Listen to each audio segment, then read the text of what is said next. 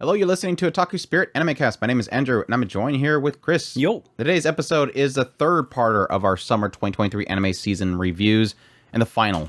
We'll finally be able to put summer behind us, unless Chris plans on going back and watching some stuff. I know he's going to watch Bleach. Yeah. I assume so. Bleach is a guarantee. And Masterful Cat is depressed again. You're going to be watching that. I don't know about that. Girl Who Forgot Her Glasses. Definitely going to be watching that one. Maybe. Yeah, watch the Gohan shows. They did good. Did you finish My Happy Marriage? Yes. How did, I was gonna say how does it end, but I'm like, I don't have to bleep that out. I'll just trust that you watched it. We'll have a situation like last week. That was a crap. Was it a good ending? There you go. I just asked that. Does it feel conclusive? Feels a lot more conclusive than last time that I left. That's the key thing there. At least she's not unconscious in a car. All right. No, it just introduced a bad guy. Anyways, yes, that means we can actually do a review of it finally, and Andrew will try to remember. It's still pretty fresh in the mind. It was literally one of my favorites of the season, so it's not like it's disappeared too much. But yes, this episode will be doing Saint Cecilia and Pastor Lawrence, My Happy Marriage, The Gene of AI, Reign of the Seven Spellblades. I know it's not done yet. People don't yell. It's just, I'm not going to hold up our reviews just for one show that wants to go way too long. The Masterful Cat is depressed again today. Sacrificial Princess and the King of Beasts. Right, I put rag on here. Rent a Girlfriend, third season. Am I Actually the Strongest? Tonikaku Kawaii, Joshikou Hin, which is basically the school arc. My Tiny Senpai and Bleach 1,000-Year Blood War, The Separation, Part 1. I don't know what they're going to call it. It could be a Part 1 of some, I don't know. I think that's just a segment there, so. Anyhow, yeah, let's as per usual from otakuspirit.com, so we can go for all of our links, social media links, ways to get a hold of us, all that good stuff, and also ways to support us. We greatly appreciate everybody that supports the channel and what we do. It's not, without you guys, at least Andrew wouldn't be doing this, and Chris just kind of just tags along and complains every now and then that he still has to do his dog thing, even though he says he never is going to finish his dog thing. Or you do the cat stuff now. Yeah, I do cat stuff. You do cat stuff now. How's that? It's cats.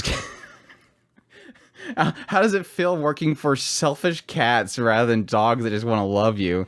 Well, I like cats just fine. They're different.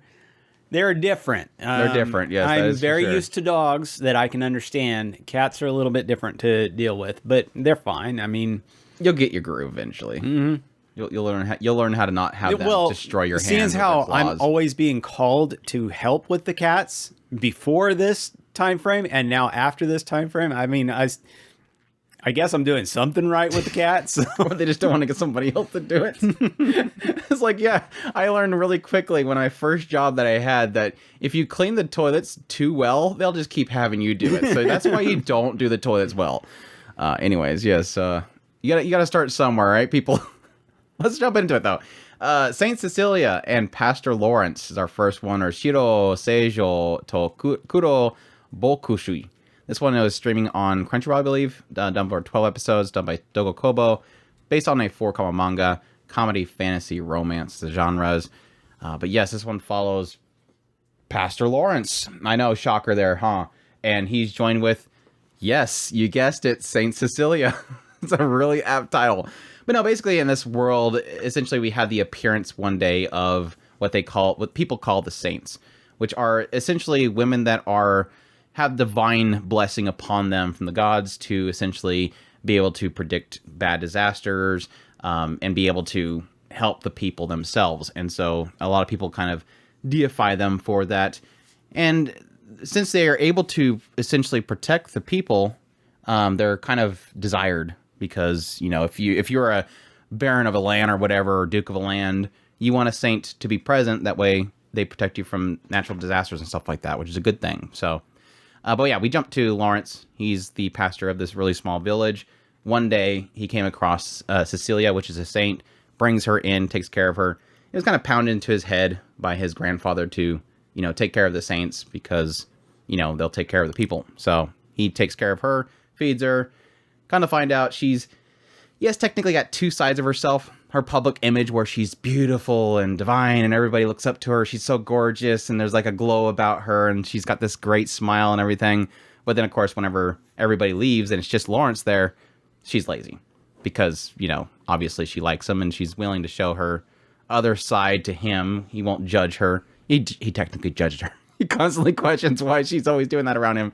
Because yes, Lawrence is the clueless protagonist character that doesn't get that this girl throwing you tons and tons of hints that she likes you. There's some other sides to this whole thing where, yes, there's the presence of fairies and angels and whatnot. Lawrence, for some reason, draws devils and different spirits and stuff to him, so Cecilia has to constantly put protections on him to keep him safe. Apparently, it's something that he's always dealt with. It's just she's the one taking care of him now. When he was in school, it was his friend Abel that was taking care of him. But he doesn't know about it, so they don't tell him about it. And yeah, it's just their daily time together. Eventually, Abel shows up, which is his friend from his school. He hangs out there for a bit. Then you have the appearance of Jesaleta, I think is how you pronounce her name. She shows up. She's pretty much tutoring under Abel and shows up to drag him back and all that kind of stuff. So, yeah.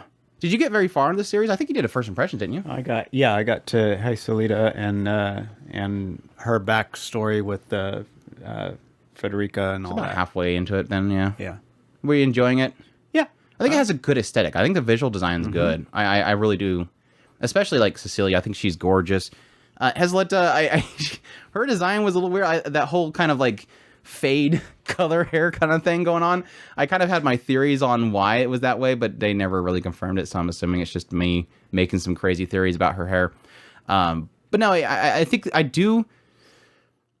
I have a mixed reaction to the show. I think on one end, I do appreciate Cecilia. I think she's adorable. So obviously seeing her be goofy and wanting to be doted on or being lazy or, squeeing over food or constantly patting Lawrence because she's embarrassed or something like that. It's super cute. They definitely pulled off the adorable side of the series. It's a very fun show if you're looking for something to relax and just enjoy and just soak it in. It's definitely a sugar show that you can get that from.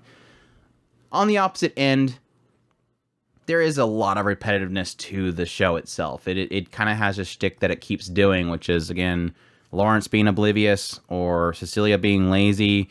But I think my biggest misgiving that I have for the show is that when I was craving it to do something story-wise, like let's develop the characters. Let's do something with the characters. And granted, Lawrence's story wasn't that great. I mean, if I remember correctly, I never really answered the question on why he draws things in so much.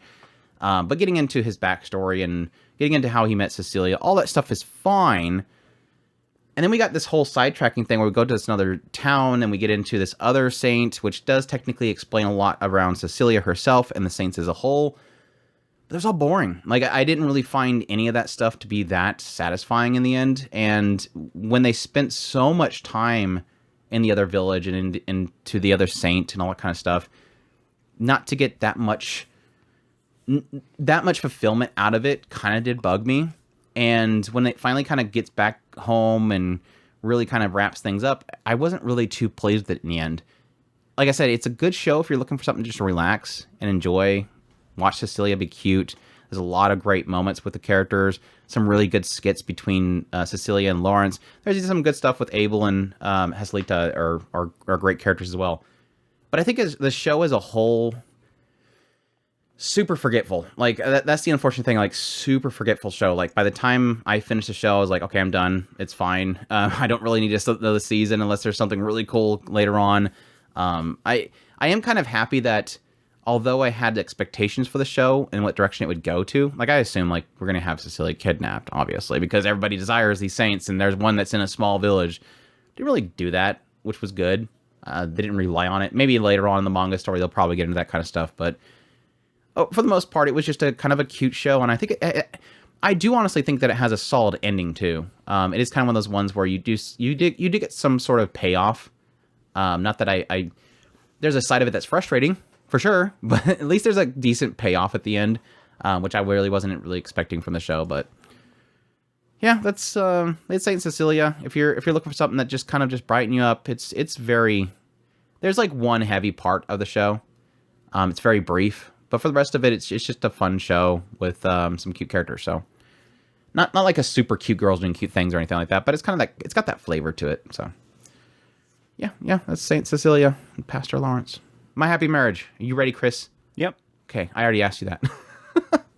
Watashi no shiawase na kekkon. This one was streaming on Netflix. Ran for 12 episodes. Kinema Citrus is the studio. At least we didn't have like massive delays like we typically do with these weekly release Netflix shows. That was a good thing. That was a positive. Yeah, based on a novel, sources or genres are fantasy, romance. But yeah, this one opens up.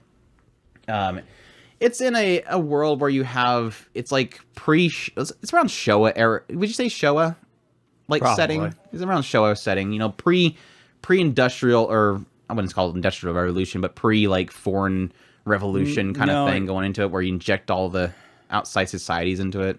I don't know that I would say pre-industrial. It's burgeoning. He had cars. Yeah, and it's stuff got like that. got cars, so it's burgeoning industrial revolution. Yeah, it's around that period of time. But essentially, in this world, I think the obvious twist in it is that there's the existence of supernatural abilities, spirit sight specifically. There's these spirits known as grotesqueries or something like that. I hate the name.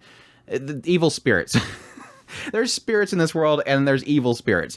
But essentially, different families some families are known to have different abilities and whatnot for spiritual, supernatural abilities.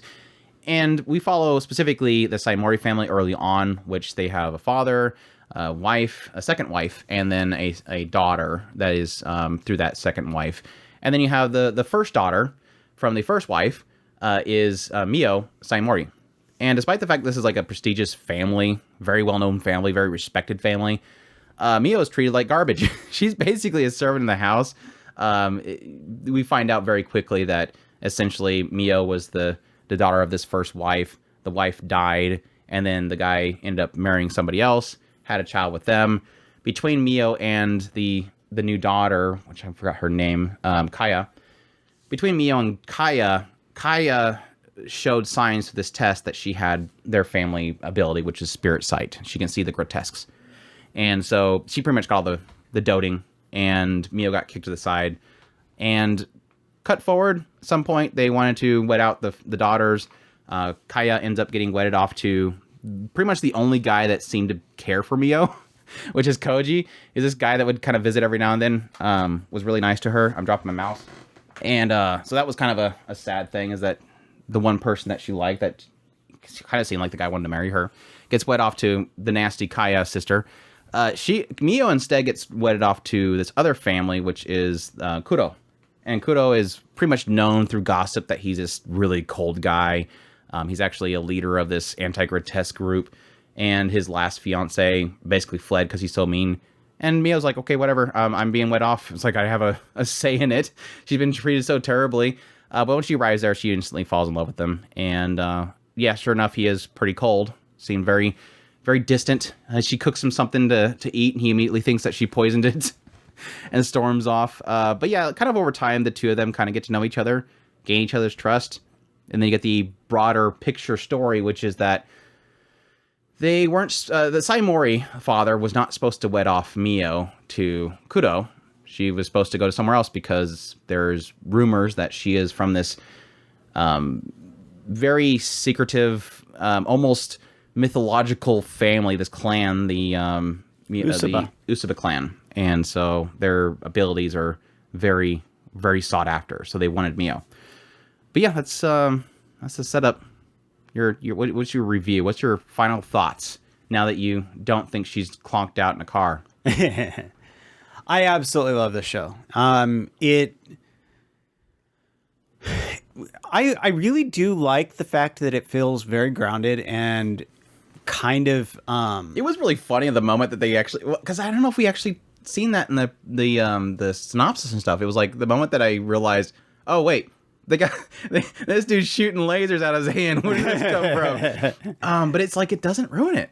Yeah, it will easily have these superpowers and stuff like that ruin the thing, but I think it's so well integrated. Yeah, and that was one of the cool things. It really did feel grounded. It felt like a very, like Andrew was saying, just pre-industrial age, or not pre-industrial age, but just burgeoning industrial age, just setting up this kind of story, and it felt very grounded in just literally her having this really harsh life.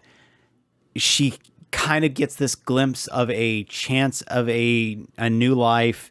It gets kind of slammed in front of her, and then she gets thrown into the almost to a lion ready to devour her, because all these stories are. Wait, you watched My Happy Marriage? You didn't read a doujinshi or something, did you? But yeah, Mio, welcome. I will devour you. No!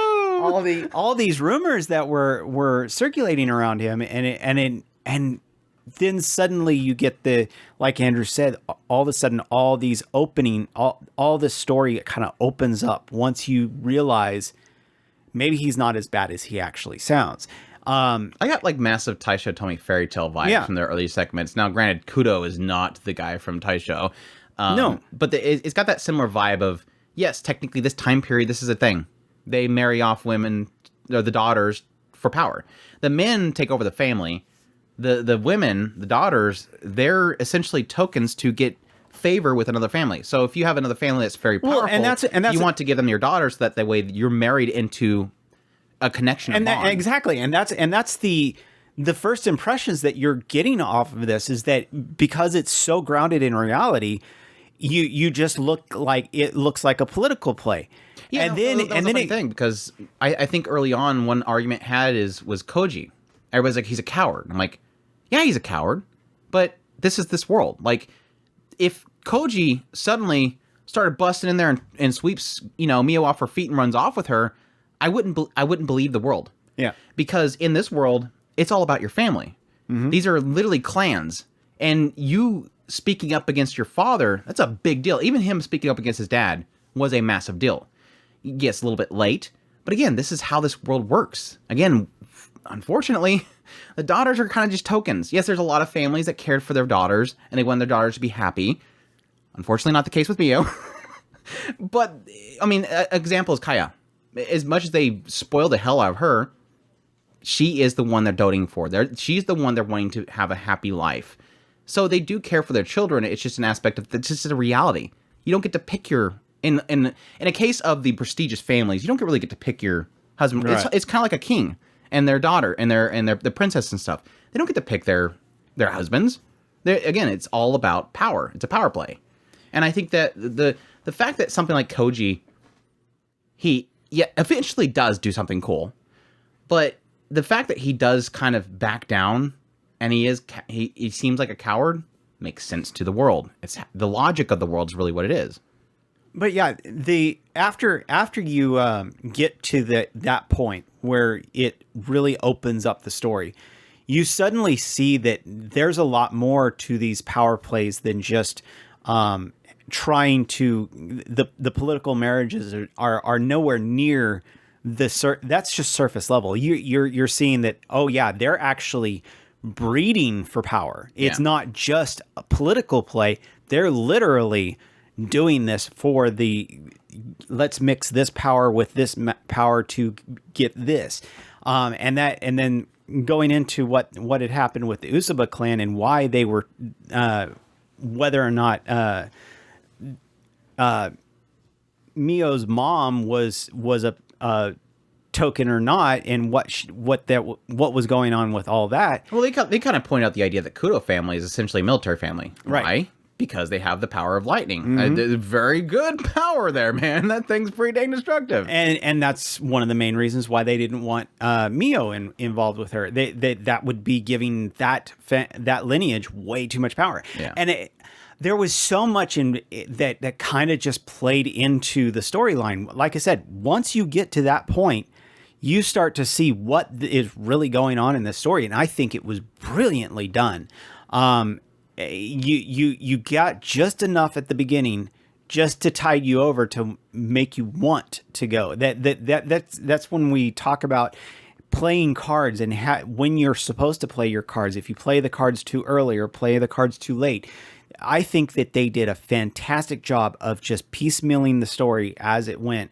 So you still got the lovey-dovey's of Mio and Kudo as you find out that he's not as bad as the rumors make him out to be, or whether or not Yurie. He's doing it. Let's be honest, it was all Yurie. She's best wing woman. Or whether or not he was doing it on purpose to kind of push away possible suitors.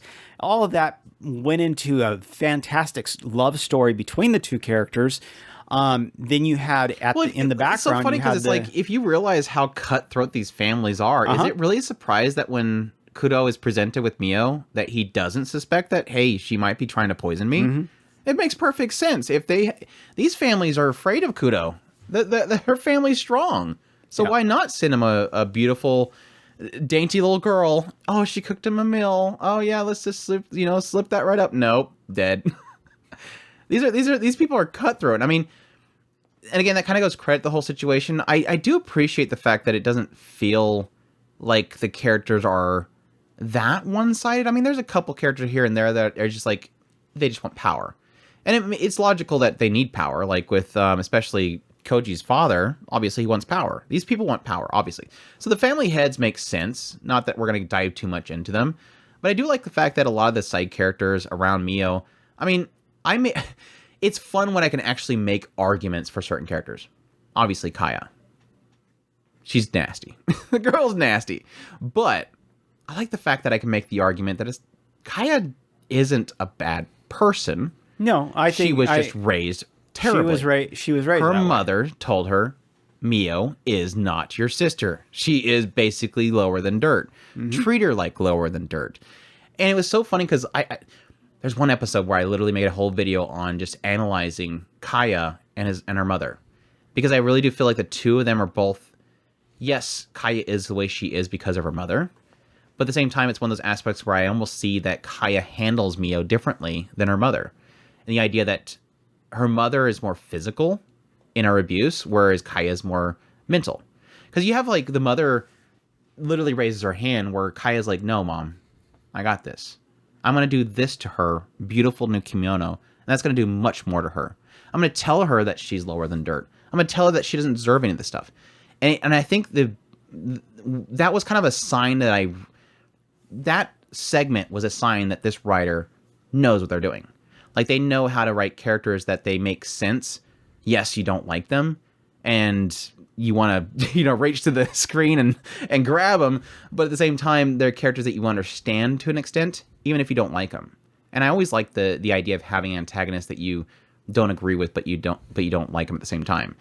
But that extends to really everything. And I do kind of agree with you in the idea that they did well in kind of revealing things over time, because it did sort of feel like it was a 3-segment series. Because the beginning segment is literally just Mio. My gosh, this poor girl. I want to see Mio smile. The Protect the Smile segment, but it's a lot of really her getting used to Kudo and Kudo getting used to her. And then you have this big pinnacle point where it really does feel like Mio finally kind of disconnects from her past self. And that kind of transitions to a kind of a medium area where you really feel like it's the comfort level's kind of raising, but there's still that uneasiness.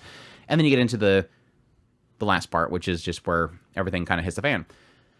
I have to admit, and I'm really curious of your opinion on this, I like the opening of the final arc. I didn't like it in the end. Like, it felt way too predictable. Like, the moment that the arc opened up, I'm like, I know exactly what's going to happen in the end. And sure enough, besides one element, it pretty much just kind of plays out like it is. Which doesn't upset me too much, just because I know that another season's coming. But at the same time, it felt... I don't know. It just felt like a very blah ending. It was a conclusive ending, but it's just a very blah ending. I didn't care for the dream sequence. That's about the only whole final part of it, yeah.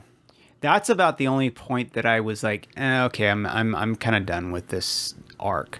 Not that it was bad. I thought it was a fantastic. In all, that arc was good.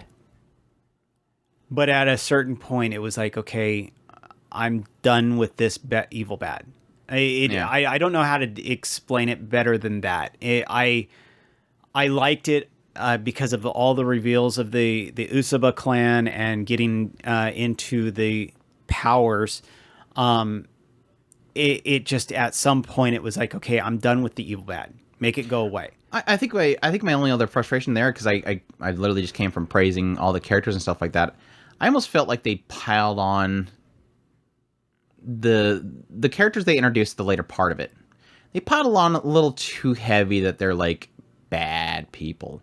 And it's like, okay, don't build up that much just to have that it kind of fizzle out at the end there. Like I'm fine with it not being, I'm fine with them realizing that it's not that important in the end, but at the same time it felt like, please don't spend that many episodes making me not like this person, then turn around and go, oh, what? But no, shrug, and then kind of move on. It felt a little cheap. It felt a little cheap. Like with like the Saimori family, it's like detest the end. You have to sell me on the reason why he switched his mind. Right. And That's what bugs me. I will get say that I understand why he changed his mind, but at the same time, I just felt like it drug it out too much that I almost wanted more.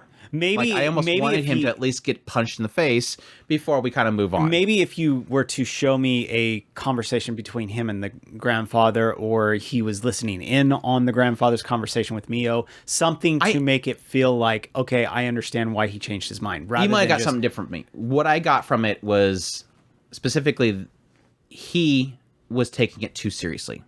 I think the grandfather was like, it's not that important. It's not that big of a deal. Now, the grandfather wanted her to be there, but I think in the end it was kind of one of those, it's not that big of a deal. Like, we can still kind of keep an eye on this situation even though they're not here.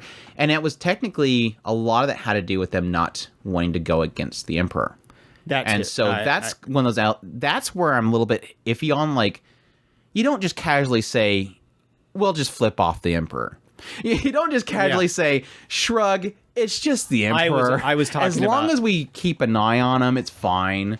I was talking about him being obsessed with taking care of her and wanting to marry her, and then suddenly, right? Well, okay, that's where I think it's like a lot of that. He was obsessed with his role. Right. He had no other purpose, and he felt like he was. Now it's kind of one of those things where I was built to move this teacup to that counter, but I can't do that until that guy comes to the door. And I've been standing here practicing this. And finally, that person came in the door. They're going to sit down, and I'm going to take that teacup over there because I've been waiting for 9 years. Yeah. I see the obsession, but at the same time, again, it was that whole, like, all you had to do is give him a derpy face, and we would be over the hill for me. I'd be like, I can't watch this show anymore. All he needed was a derpy face, and I'd be like, God, we're doing this. The only reason I stomached it was because he didn't go derpy. He got pretty close at times. He got a little bit of a smirk going on there. But again, like, in the end, like, I kind of understand it. Like, it was fine. It was fine. I mean, it wasn't enough to bother me. Like I said, we're really trying to pull at an issue at this show. If we're going this far. My issue was, like I said, the evil bad becoming too much at the end. It just to me it was just drawn a little bit too long. I get I use the dream sequence literally as a kind of key to understanding. When I say it just was dragged out a little too long, the dream sequence was the point in which I'm like, okay, I'm done. Let's get back to positive. Let's get back to positive, Chris. Visuals. Fantastic. So freaking gorgeous. It was literally like, I think when the show was airing, obviously there's another really big franchise that was going on at the same time by a big studio known as MAPPA. But I was like, this show was like the show for me. Like, this show was so gorgeous. They nailed the aesthetic. They nailed the designs. They nailed everything. The OP was literally one of the most gorgeous things. I watched it over and over and over and over again. Just absolutely beautiful visuals. And like I said, I think the biggest part of it was really nailing the aesthetic of the time period that it's kind of set in. Everything kind of plays well, and it kind of adds to the fact that the characters themselves were so wrote into the setting itself so well that it sold me. Like, every episode I would kind of just got absorbed. And even the action scenes, well, it's not like an action show or anything like that. There's obviously the grotesques, and again, Kudo is a military guy. Even the action scenes were really well put together. Like, it looked really good. So, yeah, gorgeous. Very gorgeous. Very gorgeous. But yeah, I overall loved the series. Besides, like I said, the ending was kind of a shrug. But that didn't really ruin the rest of the story, which was really fantastic. I think Mio's character was fantastic. She had a really phenomenal point, especially like halfway through the series, that I really enjoyed. Really gut punched me several times watching her journey, getting stronger essentially is what it is. Seeing her kind of unfortunate downfall once again due to stuff that she cannot control, kind of being thrown into the power struggle once again was really heartbreaking. Like I said, even if I hate him, I really enjoyed a lot of the other characters as well, like the Kaya, basically the rest of the Sayamori family, which is garbage, but at the same time, still enjoyed their writing, even if I did hate them. Finally getting into, again, the Tsuruki, is the Tsuruki family, I guess you can technically, just Tsuruki. Getting into that whole stuff was fine. But yeah, it was a solid watch overall. Really enjoyed it. Very beautiful. Music's fantastic. And I cannot wait for a second season. I'm really happy that it's got a lot of attention too. It looks like, I think Anime Trending had it #1. So it got attention, which is good. Which I probably bonus because it was on Netflix, and even though Netflix is up to like, what, $25 a month now? I'm joking. People are still subbing that damn service. But yeah, I can't wait for the second season. I'm glad for once a good show got an announcement for a second season. What was it recently? Angel Next Door got a second season. Poor Andrew. Vending Machine got a second season. Didn't Smartphone get a third season? I don't know. It was... Smartphone's getting a third season? I don't know. I think that was a joke somebody posted. Gina AI is the next one. Here's the one that definitely needs a second season because woof ending. Gina AI or Ayanoi Denchi. This one ran for 12 episodes done by Madhouse. Surprising.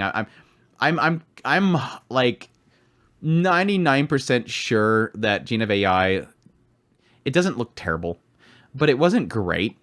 And I think I'm 99% sure that's probably because they were just doing Gina AI while they were over here actually pumping in all the work into Frieren for this season. Because Frieren's like amazing looking and this show is kind of very plain. So it makes sense.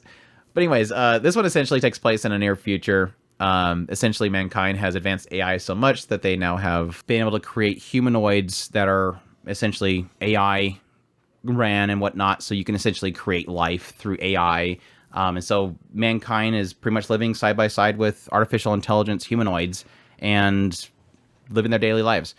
Now, there's a lot of kind of backstory to the whole situation. Like, they have the ability that some people are doing of copying your neural net, making a copy of yourself, and that became illegal at some point. Our main character, essentially his mother, when he was younger, got kind of tricked into copying her neural net in order to give funding to help him because he was ill. And so a big major story plot line is essentially the main character trying to find where the copy of his mother is, while his real mother, who broke the law by doing that, is in jail. He used to work for a company that was running like one of the biggest AI systems out there, but he left the company at some point. He opened up his own little shop, and he's essentially taking care of people that have, humanoids that have issues medically, kind of doing tweaks to an AI brain and all that kind of stuff. At the same time, he also works as sort of like a underground doctor as Mogadit. And what Mogadit basically does is whenever somebody has a medical issue that you don't go to the hospital for, like if you broke the law, you call up Mogadit. Like one of the early situation is where essentially this guy, his wife, who was a humanoid, she fell down some stairs and he was afraid that she was broke. So he made a copy of her brain using some pirated software, some criminal software, because obviously, again, there's no legit way of doing that. And she got infected. So he shows up and says, that's illegal. You're not supposed to do that. But at the same time, he helps fix their situation. So basically rolling her back a week. Sucks. Mm-hmm. But yeah, that's basically just he's doing different jobs for different people and fixing humanoids. And every now and then you'll cut to a story from different random perspectives about this world itself and everything. So my thoughts. This is kind of one of those shows where there's a through line story, like I said, with the whole thing where Sudo is trying to find the copy of his mother. The fact that he used to work for this big AI and they want to recruit him back. That's like the through line story. But the show itself, and it's probably the case with the manga as well, is that it kind of just jumps around a lot. The anime itself essentially is kind of formatted in a way that you get pretty much a story. You get 2 stories per episode. So the first half of the episode is a story over here. And the second half of the episode is a story over here. Sometimes those stories will somehow correlate in some way. Like I remember specifically when they were talking about one where it was like the limits of a humanoid and the idea that whenever a humanoid is born, they will set limiters to them. So they can only progress so far. Whereas he was upset because his friend, who he grew up with, is in track with him, is constantly getting stronger. His muscles are getting stronger because he keeps working them. Whereas a humanoid, they have limits. It's like, this is where you get to, and that's as far as you can get to.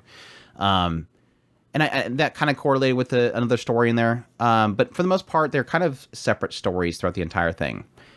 My biggest beef with the series overall is just the fact that it not only does not have a very satisfying ending, but it has one of those endings where it's like literally, but what next? Like you're literally opening up the door to something big. It's not really much of a spoiler, but he finally gets a lead to where his mother is.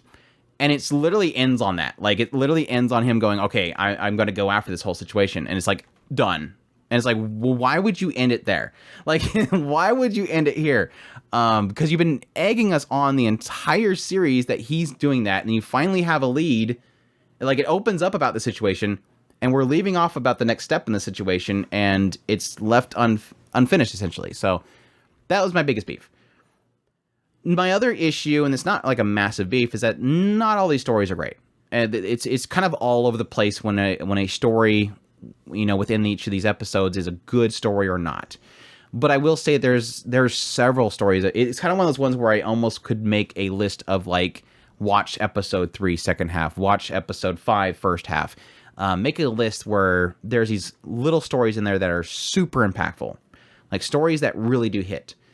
And I think a lot of the ability for those episodes to actually hit is based on how well that story is told in such that short damn time.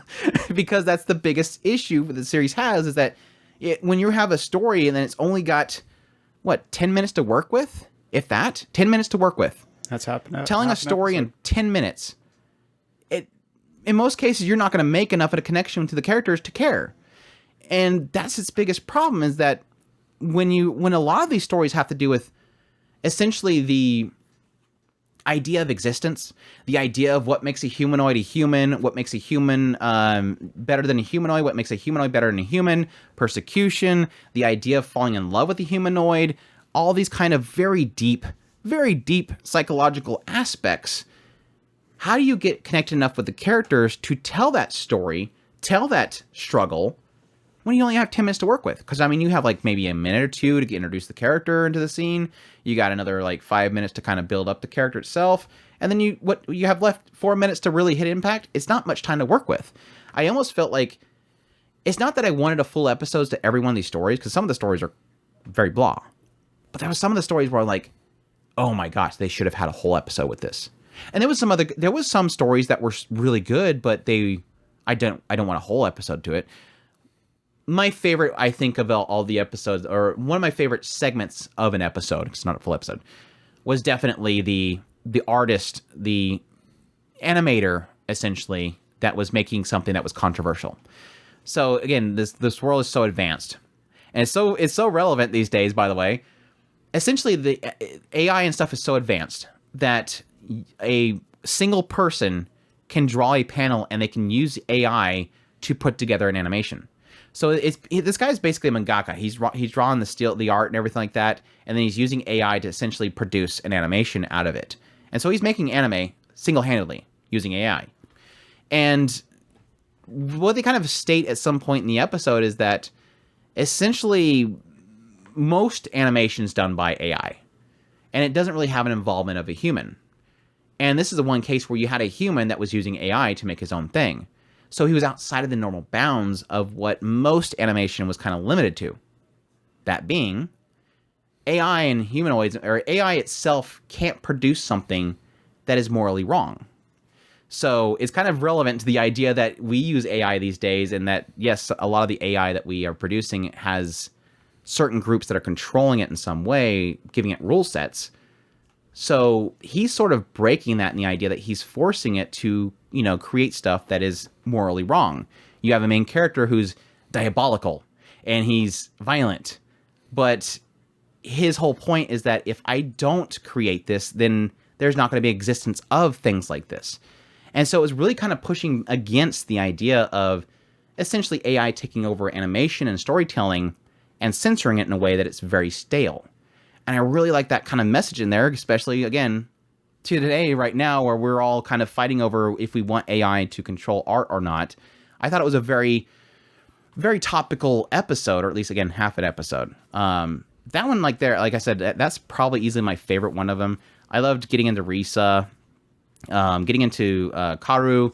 Risa's Friends episode was pretty good as well. There was one about essentially the concept of rent a humanoid. There's like these essentially, yes, you could rent a boyfriend for a period of time and they will be your boyfriend. And once the contract's over and you close it down, you can send them on their way and they get inside this bus and they basically, they give you like a certain period of time to contact them if you want to bring them back. Otherwise, they format all their memories so that they can send it off to somebody else. It's one of those aspects of like what makes a relationship and how this futuristic world handles relationships, and again, essentially replaces relationships with AI and robots and so whatnot. AIs controlling nursing and that stuff like that. There's a lot of cool concepts, and I think the way that the series kind of handles just the world and really kind of breathes life into it, I thought they did a really good job. The setting felt, again, even though futuristic, felt real. It felt like I like stories like this where it's a believable future. Like it's just outside. It's just at the edge there before it goes too far into the realm of like, yeah, I don't know if this could happen. It's kind of like when I was talking about Dinner Coil. One of the reasons why I love Dinner Coil so much is that it's future, but it's enough that I believe it. I can understand that this augmented reality could actually happen. Now, typically with a writer with Dinner Coil, and they did the same thing with the Space Kids, they always end up getting really weird at the end of it. But for the most part, it's like believable future. And I like stories like that. And this one definitely pulled it off. Even though, again, very short stories. A lot of the emotional ones is hard to get into. In the end, it was a lot more enjoyable than I thought it would be. Sudo ended up being a lot better of a character than I thought he was going to end up being. I thought he was going to be very, very blah and emotionless, but he actually turned out to be a character that actually has personality, which was surprising. I think my only real big misgiving with the characters is probably Risa, which she was the Sudo's assistant. For the longest time, she was literally just there constantly going, where's Sudo? Where's Sudo? Where's Sudo? What is Sudo doing? What is Sudo like? I want to go get something for Sudo. She felt like her whole character was, where's Sudo? And she was like a lost puppy. And it's like, please have something else to do with her mind. Like, have her at least show up one scene where she's not thinking of Sudo. Please give her some kind of a personality. I mean, I understand why she's obsessed with him, but at the same time, it's like, give her character, please. She doesn't have to be literally on a leash the whole time. So, yeah, in the end, I enjoyed it. I hated the ending. But again, it's technically based on a manga, and the manga keeps going, of course. So, yeah, Gene of AI. Decent watch. So, there you go. The Reign of the Seven Spellblades. Again, warning, there's still like an episode left, so it's not over yet. But Nanatsu no Maken ga Shihai Suru. Done by Studio JC staff. Source of the light novel. Genres are action, fantasy. And yeah, this one takes place in Kimberly Magic Academy. We have the showing up of 6 individuals who are going for their first days at this academy. They make it very clear early on that 20% of the students that attend there will be consumed by the spell, which means that they will study the magic and they'll either be consumed by it, they'll summon something that will kill them or drag them off into the abyss, or they'll just go crazy. And yeah, they arrive there, start attending, and yeah, kind of meet each character. Nano apparently was recruited by one of the teachers because she was out in the battlefield in the Far East, and we have Oliver, who's the main character. He seems like he's kind of adept to a lot of different things, very, very studied. Shella, who's like kind of a prim and proper's ringlets girl, but she's actually a very caring big sis type character. Pete's kind of offstandish. He's from a family of non-mages, but due to his academic skills, he's able to get into the school, and so he's learning magic for the first time. Guy Greenwood, he's just there. And Katie, she's from a family cook. That was like my ongoing joke the entire time was Guy's just there. He's just there. Katie. Well, his name is Guy. He's Guy. Hey, who's that guy? Guy. Yeah, that guy. Guy. Guy Greenwood. Might as well call him Pete Jackson or something. I don't know. We already have Peach. Katie, Katie is like from a family of people that live with demi-humans in this world. Demi-humans are pretty much, were defeated in wars in the past and pretty much had all their land taken from them, or now they're pretty much, forced to do servitude and stuff like that for the humans and experimented on. And even at the Kimberly Academy, there's a lot of just killing and experimenting off of demi-humans, so she doesn't like that. But yeah, she's attending, so yeah. And then crazy shenanigans happens. The academy turns out to be on top of a labyrinth, so at night it kind of like melds with the lower floors of the academy, and people go and explore the labyrinth and get killed in there or lost or whatever. They attend classes that experiment on different things and test spell blades and whatnot. I guess to get into the title of the series itself is that, yes, they're mages in this world at some point discovered that people with swords that are mages can come up and stab you. So they started training, essentially, instead of having wands and stuff like that, to wield spellblades and or blades themselves so they could fight with combat. So if they're too close, you attack with your sword, but if you're far enough away, you use spells. So it's kind of a balance back and forth. And yeah, there's these 7 spellblades, which are essentially like different families have crafted these spellblades. And there's only 7 of them that is known at the current time that we kind of opened up the series. And these spellblades were created to be pretty much a one-shot kill. And so they have this one spell or something like that distance that if they use one of these 7 spellblades, they win. And there's other families and other groups that are trying to create new spellblades to counter those spellblades, even though they're supposed to not have knowledge of the spellblade and they're supposed to be super secret. But yeah, they're super OP abilities. So there's 7 of them, obviously, because of the title. Thoughts? I absolutely love this show. There's a distinct wonder to the desire to see what it is that they have going on in this world.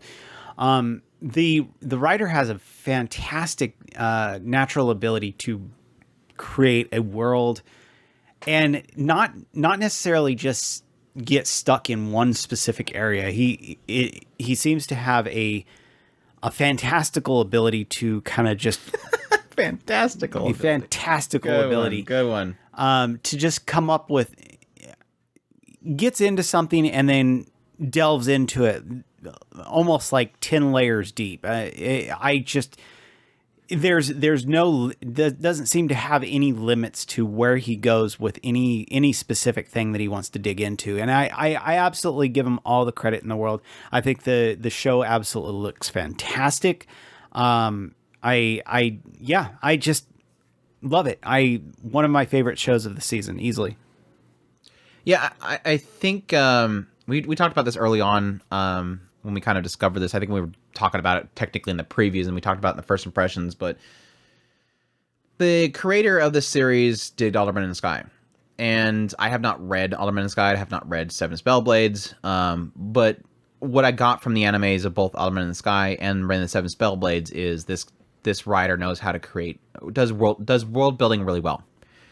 Problem is that what I had with Alderman in the Sky was that my final impressions of that series, the anime, what they did with it, was that great world building, didn't do anything.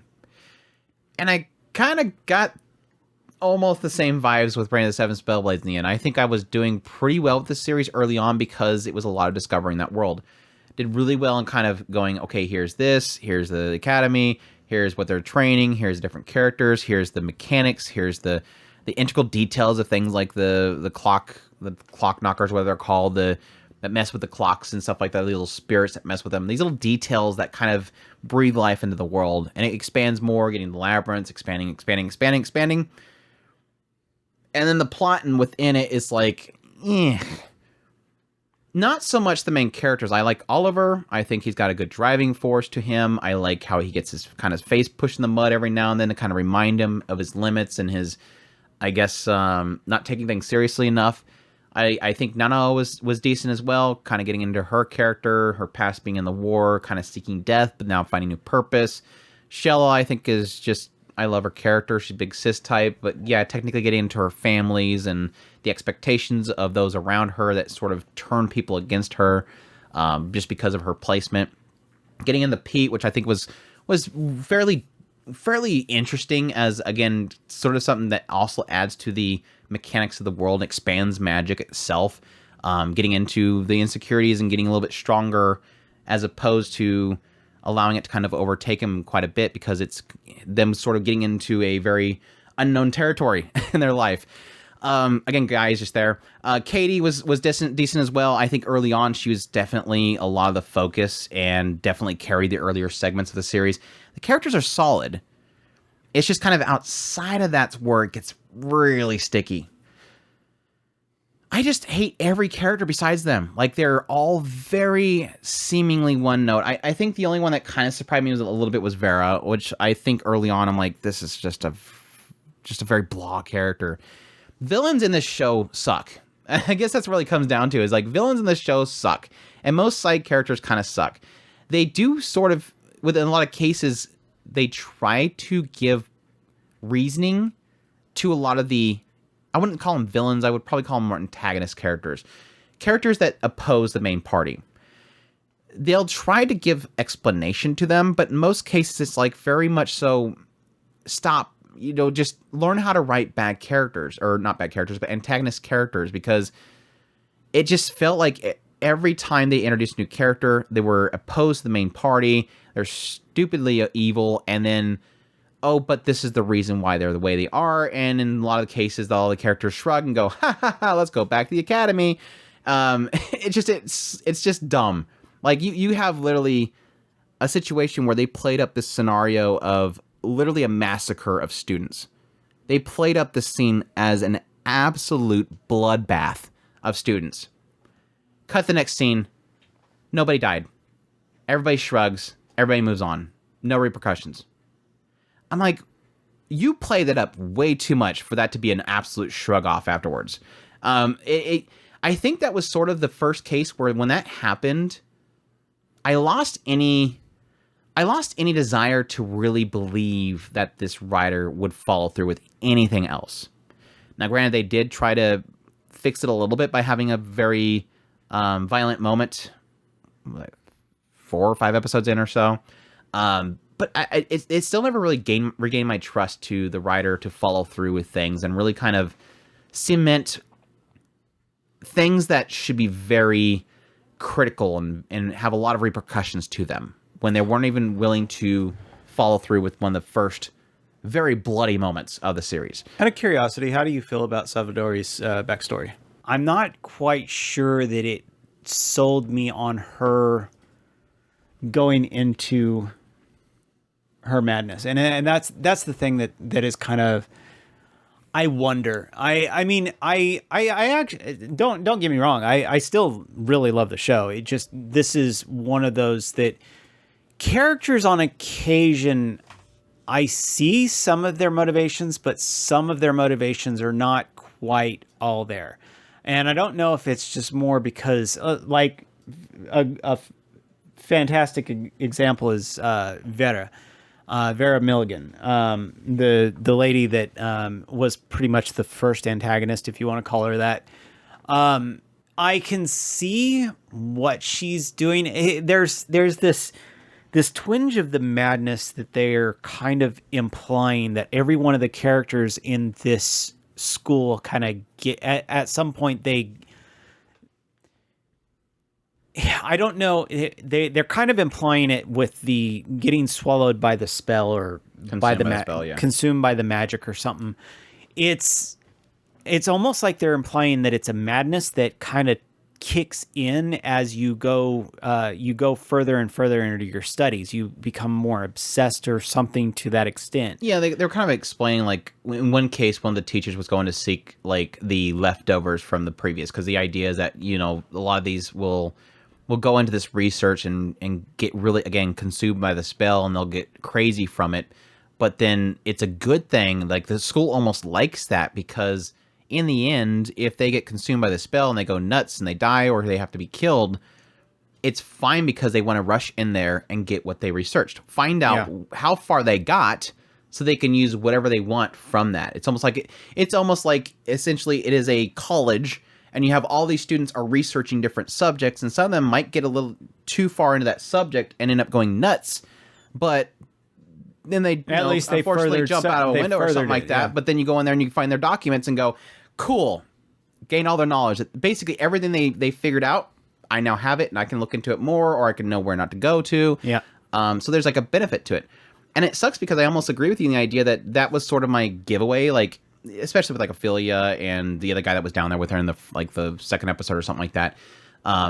There was a side of me that was like, I was forgiving everything because, obviously that's what it came to the conclusion of. Like, every one of these characters is, maybe they're crazy, maybe they're that way because they're being consumed by the spell. And yeah, I never really gave Vera that credit in the idea of, oh well, she's being consumed by the spell because she's being getting too close to it. But my problem is like everybody just kind of shrugs it off. Again, because Vera, again, literally nearly massacred an entire arena full of children. Later on, nearly cuts open one of their heads, and then we're just like shrugging and hanging out with her. Later on, it's like, is there no repercussions? Are we just going to shrug off everything? It doesn't make any sense to me. I understand maybe the school doesn't care because they kind of mention the idea of, as long as nobody dies, we don't get involved. It's not in our jurisdiction. We don't care what happens down there. But it's like, no trust, no care. Again, it might come down to the fact that they just want to use the students to.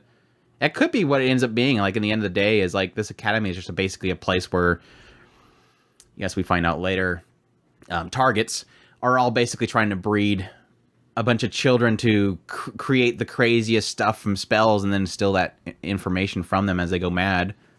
That could be the big plot. I just unlocked the whole major storyline. Yeah, we just figured out the end of the show. The Kimberly Academy is just a big, massive bed for trying out a bunch of crazy stuff until they die and then still in their research. There you go. I got it. Figured it out.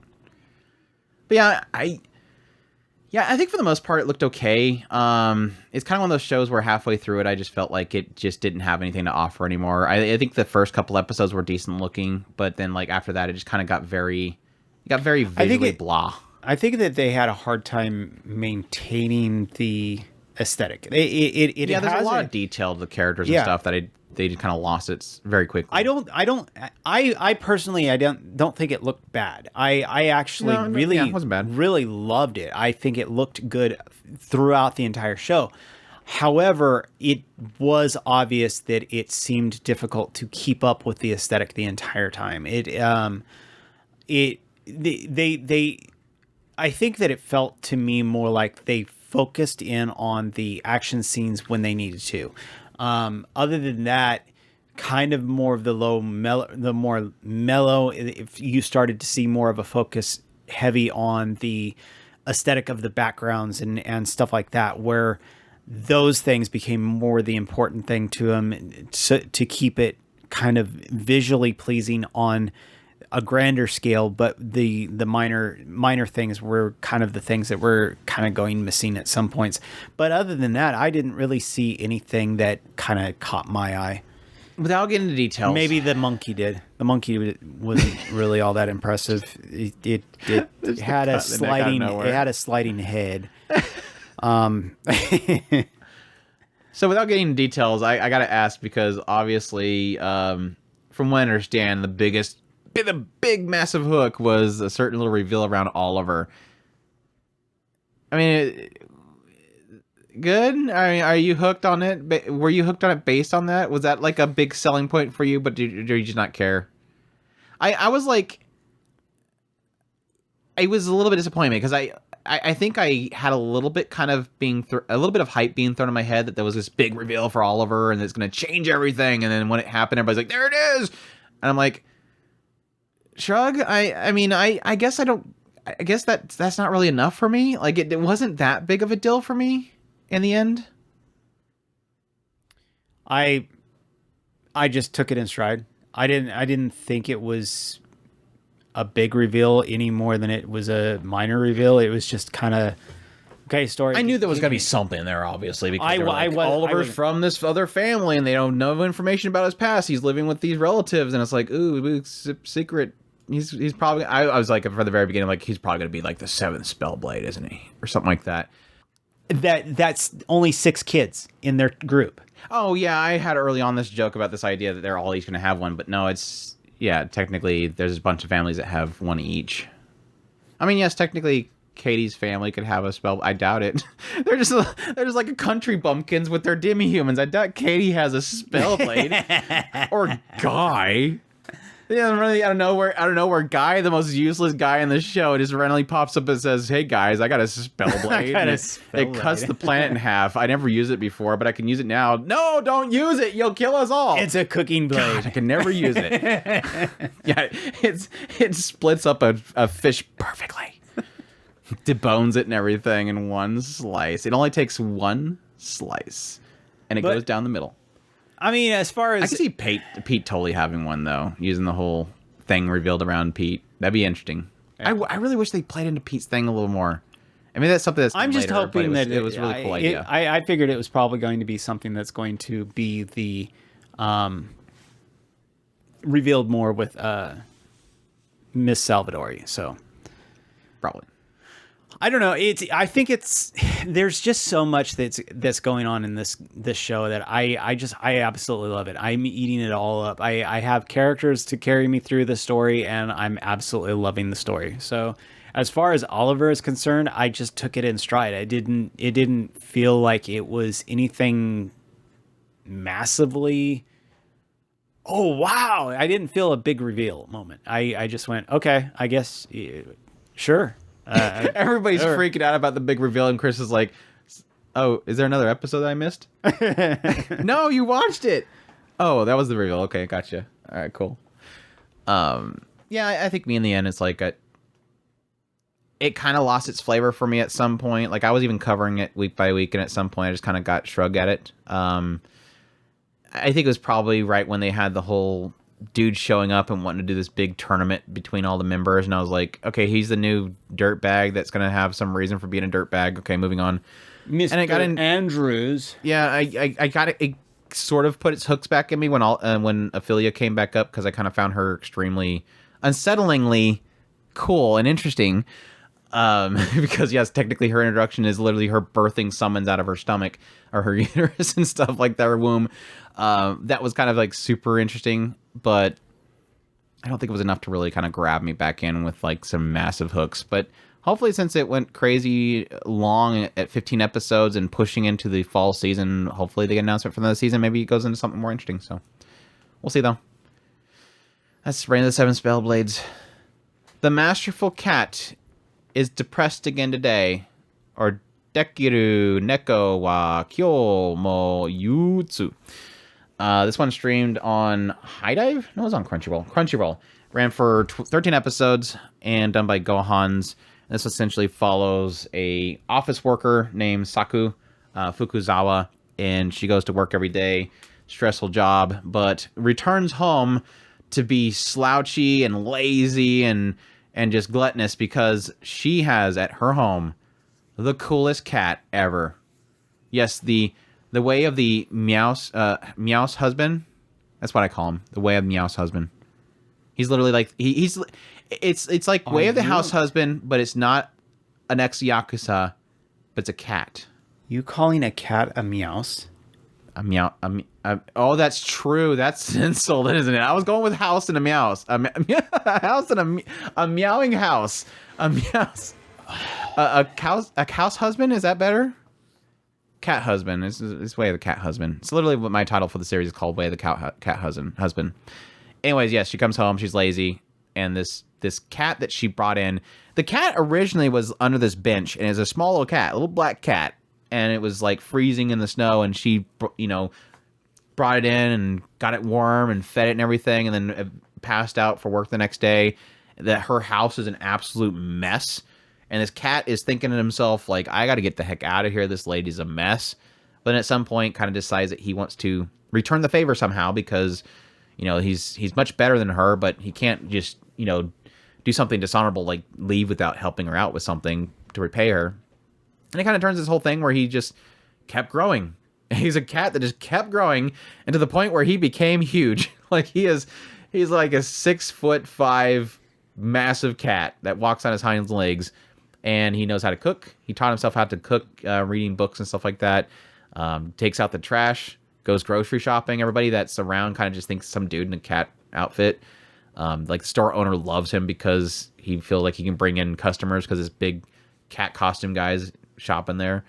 But yeah, he just takes care of Saku. She comes home tired, feeds her, and she again it implies the idea. The title implies the idea that he's just this depressed cat, but no, he seems like he's happy. Like early on, he seemed like he was grumpy and just wanted to get away from her. But this cat takes a lot of enjoyment out of just her saying that his cooking's good. He kind of just wags his tail and chuckles after he makes food. Like he'll cook her breakfast as he's waiting for her to get up, and he'll just kind of chuckle at it as he looks how great it is. Dude gets mad if she doesn't eat it either. I don't remember that part, but yeah, she's got to eat her food. But yeah, he does like to keep beer away from her because she wants to drink too much, but then she'll say that he cooks well and he'll give her to her. He's so easy. He's so easy. All she's got to do is compliment him, and he's like, okay. He does get upset whenever she gets a little bit of weight on. Diet changes with that moment. But yeah, my thoughts on it. Episode 1 sucks through and through. It was a bad start, and it was a similar to case with the Girl I Like Forgot Her Glasses. They were the two shows that Gohan's did. This one was worse than Girl Forgot Her Glasses first episode. Girl I Forgot Her Glasses was a lot of like panning around, underfoot camera shots, which technically this one did too. This one was like, I felt like the first episode, 40% of it was establishment shots of the big city. This is a crappy CGI big city, and it just was like the whole show was that. And I was super angry. Going in the second episode, they chilled. Like, it was like somebody called them up and said, hey guys, are you going to adapt the manga? Because you guys adapted 2 panels in that first episode. The rest of it was your stupid CGI world. I don't know if you guys are trying to get in with, I don't know, Rockstar to CGI make cinematics for them or something. But we need you to actually adapt the manga and tell the story. And they're like, okay, cool. We'll actually adapt the manga. We'll stop doing the establishment shots. That point on, loved it. Absolutely loved it. Turned out to be one of my favorite shows of this season. I just absolutely loved. It's just really the chemistry between Saku and Yukichi. They are just too fun together. I just love their chemistry together. It's that funny thing where it's like a chemistry when technically one side can't talk. Yukichi can't technically talk. There is inner dialogue every now and then. You'll have like segments where he's just kind of thinking about how he's kind of set up things, and there's like little fun little tidbits where he's just kind of like, this is how I make something, or now it's time for taking out the trash, or cats are so much better at this than she is, or whatever. There's fun little segments where it's kind of getting into his head and what he thinks about situations, which is in most cases very. I want to protect the girl so that I can get my food. Yeah, I mean he's got a goal in mind, and that's the idea that she needs to get to work. Not because I don't need her to lose her job, but mainly because I don't need her to lose her job because she needs to come bring home cat food. Yes. Gotta get that sweet, sweet can. But no, it's like he's very, very negative about a lot of things, but at the same time, it's not like to an extent where it's like too much. Like he just kind of sees things in a negative light in most cases and is trying to overcome them. So his segments are a lot of fun, but not as fun as the two of them together. I mean, that's equal to Saku. Her going to work, I don't care. Like the work segments is like shrug. And in most cases, it's just people trying to figure out how she can cook such great food, or if she's married and somebody's cooking some good food for her, where she's getting her food, and so she has to lie the fact that she's baking it because she doesn't want anybody to know that she's got a big cat at home cooking food for her. At the same time, she can't say that she has a husband. But it's like always when the two of them together, it's just it's like this mixture of just this fun, relaxing comedy mixed with some wholesome moments. So many great little wholesome moments with the two of them. He gets so worked up whenever she's sick, and he just goes overboard with it. And again, trying to basically keep her healthy and taken care of and eating right and all that kind of stuff. It's just, I love it. I absolutely love these little moments between the two of them. And then the only other thing that kind of steered away from that was probably Kaoru, which is another coworker of hers. His was his niece, I think it was. I think it was his niece. They start hanging out with her. They go to a birthday party with her. The two of them show up in costumes, and they just put it. She just basically tapes a zipper on the back of Yukichi so that everybody thinks that it's a costume. It was cute. It was really super cute. I really enjoyed it. I really love the show. Two biggest spoilers that I want to know: did she ever end up marrying Dude, and did Dude ever find out that Yukichi is actually a real cat? First one, second one. See, I never realized that we could actually do that. You guys don't actually see what I'm doing, so all I gotta do is just give little responses to Gris, and I don't have to spoiler it out. Yeah, I really enjoyed it. Really super cute. A lot of fun. I really think that, again, besides episode 1, it's some of the best stuff that Gohan's has done. I think I've said this before, and I said it similar with the girl I like forgot her glasses. When they're not doing the stupid CGI stuff and crazy camera panning and stuff like that in a CGI environment, their character designs are fantastic. And this is one that really kind of sold me on those character designs, especially with Saku and just every little moment where she's either disheveled and waking up, or just getting home from work and just reacting to different things, just the cute moments and all this kind of stuff that's kind of surrounding it. So really, really, really, really, really, really great show. And I kind of miss it at this point. So yeah, forgot her glasses. the depressed cat is the Masterful cat is depressed again today. And I've yet to figure out why is that he's never depressed. The Sacrificial Princess and the King of Beasts, that's finally over. Ran for 2 cores. It's finally over. JC Staff worked on it based on a manga. The genres are drama, fantasy, romance. Essentially takes place in this world where mankind and beasts fought for a long time, and at some point they came to a truce. But part of that truce was that because the beasts were better than them, mankind has to periodically send somebody, a girl, to be sacrificed to the beasts on a regular basis to basically show the beasts are still dominant. So peace is there. It's just nobody crosses borders, and they have to send a sacrifice every now and then. We open up the show with Sari being the next sacrifice. She is brought to the king at the time, the King of Beasts, and King of Beasts is a jerk. He's trying to be, scary, and he's big and tough. He's a big lion guy, rawr, and all that kind of stuff. And she just kind of keeps talking up and quote unquote disrespecting him. Doesn't seem like she's very scared of him.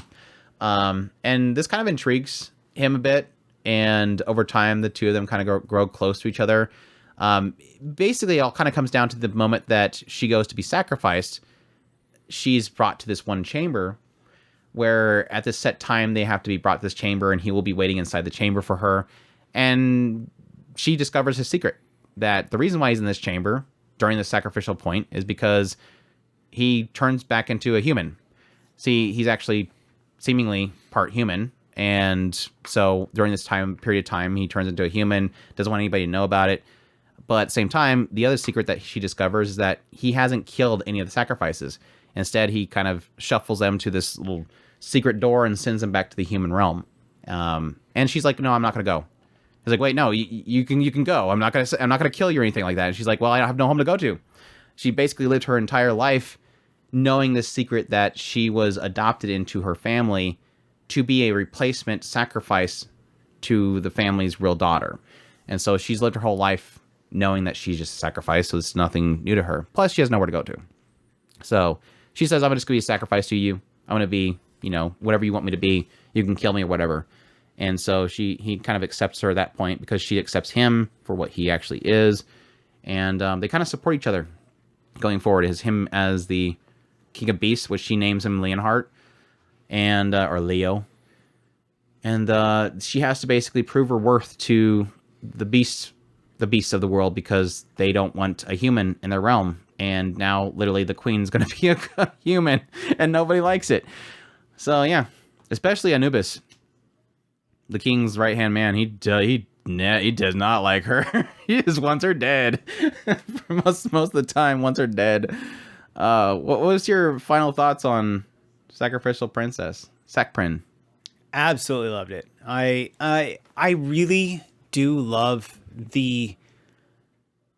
there's just this absolute charisma between Sari and Leonhardt. They absolutely mesh well. Sari is absolutely a brilliant character. I really love how sweet she is. Very in a way, it's kind of contrived, but at the same time, it really does kind of capture this innocence can be wise in a lot of cases, of just seeing the good in people, even though they may not necessarily see the good in themselves. And there's like an aspect of it of seeing the worst of both sides, that you can see how equal they are. Yeah. Like I like that whole scene in the town where she's literally like, they're afraid. Like he's like, the assumption there is that all these townsfolk that when they seen her, they freaked out and they started attacking her. It's like, no, they look just like the humans did when they seen beasts. They act the same way. They're equal in a sense. There's something that is absolutely special about, to me, the way that she comes off is almost childlike in its innocence. And it's this kind of seeing things for what they're boiled down to in the very most essence. Not trying to add any preconceived notion of, well, there is this kind of nature. One of the best examples is Anubis. She treats Anubis not necessarily as this kind of rival that she has to fight with. She treats him with the respect that he's due, and yet at the same time, it really undermines a lot of the things that he's trying to do. Yeah, there's a lot of cases where she doesn't really take him seriously. That's the kind of funny part of it. It's almost like she just knows that when it comes down to it, he really does have, and it is even revealed at some point that she looks at him and flat out tells him, no, I know you are doing this because you believe in what you are doing. You are trying to help Leonhardt. Whether your goals align with mine or not, you are doing it because you're trying to help him. And that's what I want. I want you to do that. If that, and that Leonhardt says the same thing to him. I really love the characters and their motivations, and that's why Leonhardt hasn't bit his head off, like he physically bite it off every time he gets him picked. He ticks him off because he can easily probably just bite his head off, but he's yet to literally bite his head off. But I absolutely love the show. I think it was brilliant through and through. It is one of the few shows that I did not allow myself to miss the show. There was a little bit of a time frame where I had a hard time keeping up with it, but yeah, I caught up on it, and I love it. I think it's brilliant. I love Setterfi. I love the rest of the cast. Emmett is absolutely a fantastic character. I love Lante. That's what Lante was so cool. Lante was great. The freaking tongue hanging out. But yeah, I absolutely love this show. I think it was easily one of my favorites. Lante was easily my favorite character of the whole show. Like I said, the moment that he showed up, I was like, I for a while was like getting very fatigued of the show itself. I mean, I love the cat princess. She was super cute. What was her name? Tetra, whatever her name was. Yes. Tetra's episode was super freaking cute. I love that episode. But there was a while that, honestly, let me be very, very, very critical, but very honest. There is a chunk of this show that feels very repetitive. And it makes sense why it's structured this way, but it doesn't have to be structured that way. It makes sense to the story, but at the same time, it doesn't. They could have done without it. It turns into a formulaic aspect in the idea that literally the concept is Sari is a sacrifice, wins the heart of Lionheart. The two of them support each other. Lionheart has purpose now and wants to be a great king, whereas he didn't really care. He wasn't as sold in the idea before. At the same time, Sari has a place to be. She has a home. She has somebody that she can be with. There is a coexistence there that's great. But the thing that forms from that is now Sari has to prove herself to every person in the world, at least in the peace world. So it's literally turns into this formulaic thing where episode opens up. Sorry, you have to go meet this person, and they bring that person in, and that person is like, why is a human here? Get this disgusting human out of here. And then Sari ends up winning over their heart. And then the episode closes with the fact that she won over their heart. Everybody happy. Next episode opens up. Sorry, you need to go meet this person. And Anubis is over there going, she'll never win them over. And then the person shows up and Sari wins them over. And then the episode closes. It got so repetitive with that. Not that they were bad stories. Not that each individual story or character was bad. It's just at some point it was like, God, we're doing this again. I get there's a lot of people that she needs to win over because this place does not want to accept her. But are we going to go through the entire village? We're going to have an episode where we go door by door and she has to win over each person door by door each episode. That's my most critical stuff I want to point out. To let people know it's not going to be a problem for everybody. Obviously, Chris didn't never mention it, so obviously it doesn't bother him. But for me, just I want people to be aware of that before I get into my positive, which is that yes, I really do love. Despite that, there's a lot of really cool stories in there. Like I said, with Tetra, I really enjoy. I sort of enjoyed the whole thing with Fenrir and Glipnir. I thought that was decent in the end, where I didn't really feel like it was going to do anything. I literally thought it was going to turn into, okay, now she's going to win over the literally rebellion army. She has to win them over now. But it turned into something good in the end. There's a lot of good stories sprinkled out there. Lante was a fantastic story. I think he's a great character. But I think in the core of it, I think the thing that kind of kept me going throughout the entire thing is I really do like Sari and Leo's chemistry. I think they're a great pair, and I love the chemistry they create. And a lot of it, like early on, is this aspect that Leo can't make her scared of him, and it frustrates him. Like, everybody's supposed to be scared of you. I'm supposed to be big and tough. And she just points at him and says, why are you trying to act like you're tough? Like, what is the purpose of being scary? She kind of dismantles what he felt he needed to be. And I like that kind of exposes his core, and that helps him kind of progress. And it kind of turns this whole thing where Sari is trying to prove herself worthy of being at his side, even though all he wants is for her to be at his side and be safe. And it kind of turns this whole thing where she almost has to create an independence, even though there is a codependence between the two of them. And I liked a lot of that chemistry going forward, and how you slowly build up Sari as a character. There's a lot of great moments in here. I think Anubis' story is great. I think from the very beginning, I knew that he's a good person, but at the same time, annoying. Like Chris was kind of pointing out, the idea of he's doing what he feels is best for Leo. But yeah, through and through, I think it's great. I think visually it turned out to be awesome. I think it has like a very soft style to it. It doesn't go crazy animation. There's never a point where it's crazy animation. But I think they put the effort into just kind of keeping it together. Honestly, and this is sad to say, absolutely shocked that Leo is even not CGI. His big self walking around, like, they could have totally used CGI and they didn't, so I give them credit for that. It's got a great style to it. They pull together these, which honestly, I've made this comment before, and this idea that some people complain that certain studios have a certain style to it and they keep to it. Or they'll have like a light novel or manga has a really cool detailed look to it that's unique, and then for some reason when it goes to the studio makes it look generic. We were talking about that with Life is Tough for Mobs. The Otome game is Life is Tough for Mobs. How that just looks completely different than the light novel artwork. And it's like, well, because they bring it to the studio, and these animators are used to drawing this certain style, and so they're going to kind of warp it to be something that's easier for them to draw panel after panel. This is a story that is full of a bunch of beast characters, and yet they kept them on model and kept them throughout the entire series looking good. And so that's massive credits for them to pull that off.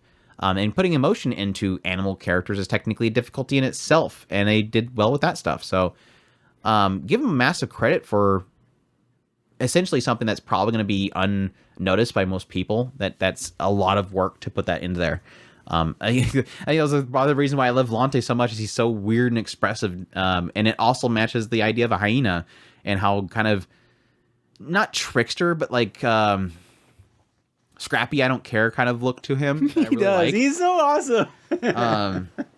Yeah, they really kind of nail a lot of the feel of the different types of beasts too. So yeah, even a new. I absolutely like love freaking him character out of a Egyptian tome. Him and Jorgamon, I mean, them going kind of, they contrast each other so well, because you have this kind of regal knight, and then this scrappy, I just love the contrast of the two of them, and where you absolutely, Sarifi has kind of, she just builds up a following of the kind of the outcasts in a lot of cases. I mean, not necessarily that they are outcasts, just that is kind of the feel of the group that is going with her. Amit is one of those. I mean, I wanted to joke about the fact that she is super moe and all that stuff, but she is technically the outcast of all the ladies that came to of the suitors that were after Leonhardt. And Lante is another kind of this scrappy.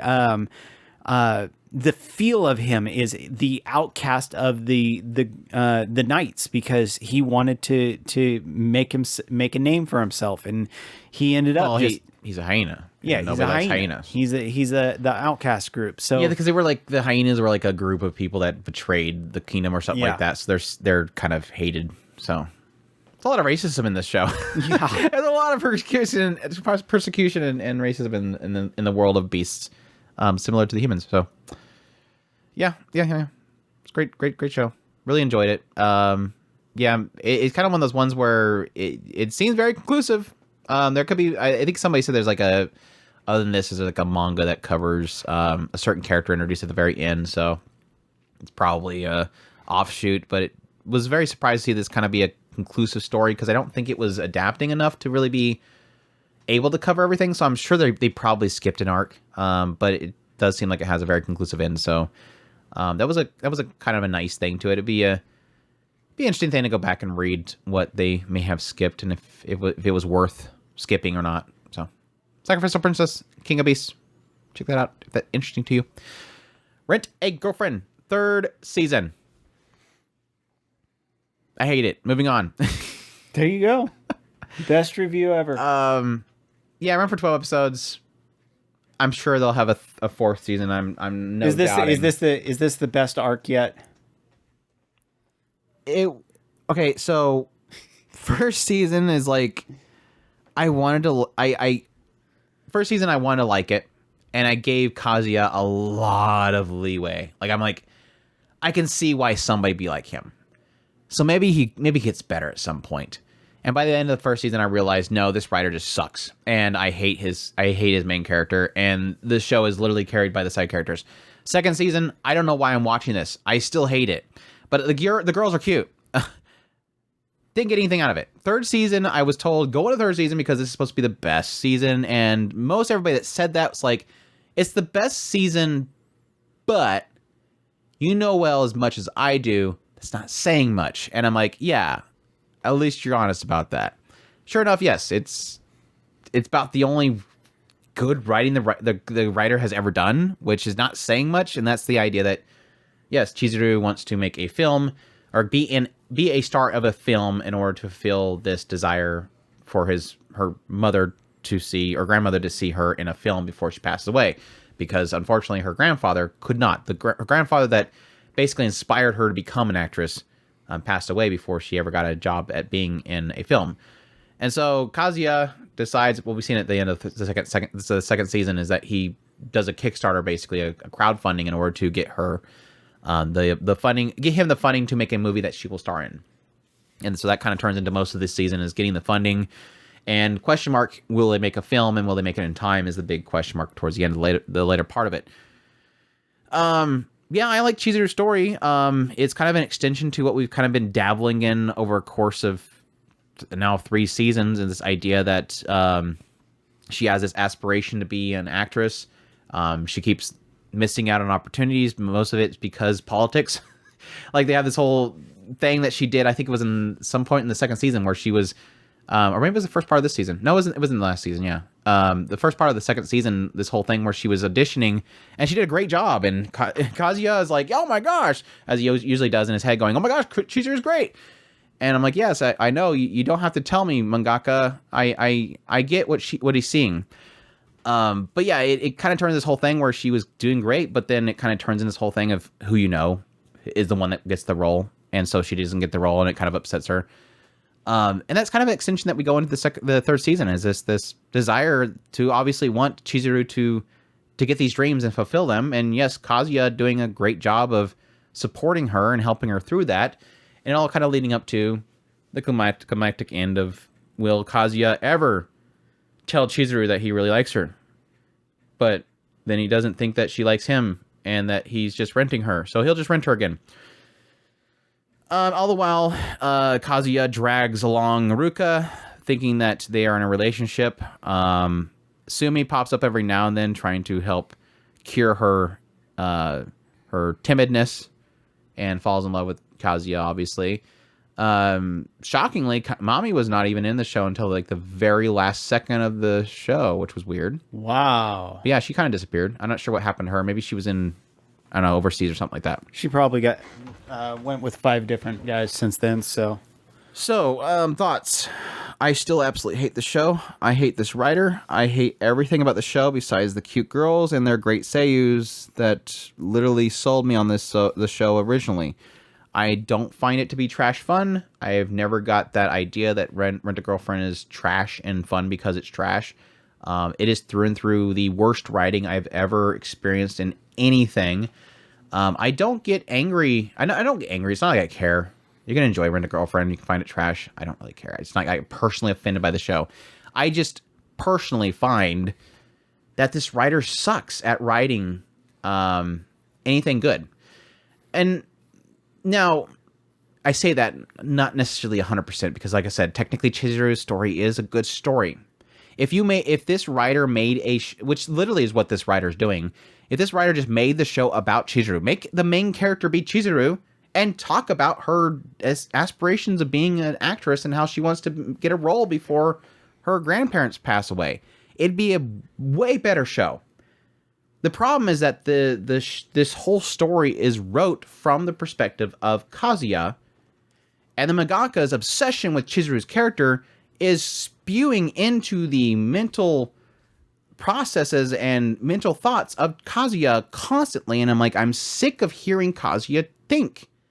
That's my biggest problem. This writer's so wrapped up in having Kazuya constantly think about Chihiro, and I'm like, it's not interesting. Like, Kazuya's character is so bland, so repetitive, and I cannot stand hearing the seiyu have to spit every single line that this dumb writer has wrote into Kazuya's inner dialogue. It almost feels like this is an adaptation of a light novel. Like, we always talk about how light novel adaptations of anime gets all the inner dialogue cut. This is proof that you can leave it all in there. Because literally this manga is paragraphs of inner dialogue, and they adapted it perfectly fine here. So where's your argument that we have to cut inner dialogue from light novel adaptations? Because they're doing pretty well with Rent-A-Girlfriend. It is kind of one of those cases where, yeah, there is a side of it that's kind of like, you should just cut some of this dialogue. Like, this would probably be much more enjoyable anime if you just cut all this crap, because it would be he's so repetitive. It would be a 5-minute episode. It would. And again, it would probably be more in perspective from Chihiro instead of Kazuya. I can't stand it. I hate the show. Again, I do like the girls. They're being carried by the seiyus and the character designs, and the animators putting some really fantastic effort into animating these girls to be super cute. But it doesn't change the fact that Kazuya's the most annoying character. I haven't watched it. I can't stand him. I went back and checked our review at some point in our podcast. I don't remember what I was looking for. I think I was looking for something else, and I ran into our review of Rent-A-Girlfriend first season. It was so funny how back then I was so sold on the idea of, like, I get this guy. Like, he just got broke up by mommy, and he's super hurt. He's got this hole in his heart, and he's wanting to fill it. I can get why he goes and gets this rental girlfriend, and how he gets kind of attached to that, and you get that temporary feel of that hole in his heart. And I can see, yes, I understand him when he's back at home and he's thinking about her and he's hurt. I understood him. Like, I was like, Kazuya, I get him. Can't anymore. I can't go. Like, it's like one of those things where you're like, you understand somebody, and then like one week suddenly you just kind of go, I can't go with you no more, man. I can't keep walking that way. You gotta stop at some point, dude. He's so insufferable. Yeah. I think I was kind of okay with it still at that point too, right? Yeah. I think so. And then there was something. It was Yoshiaki. It was when Yoshiaki basically chewed him out. Like, at the end of the first season, I was like, some point I'm like, dude, I like this Yoshiaki guy. You should make him the main character.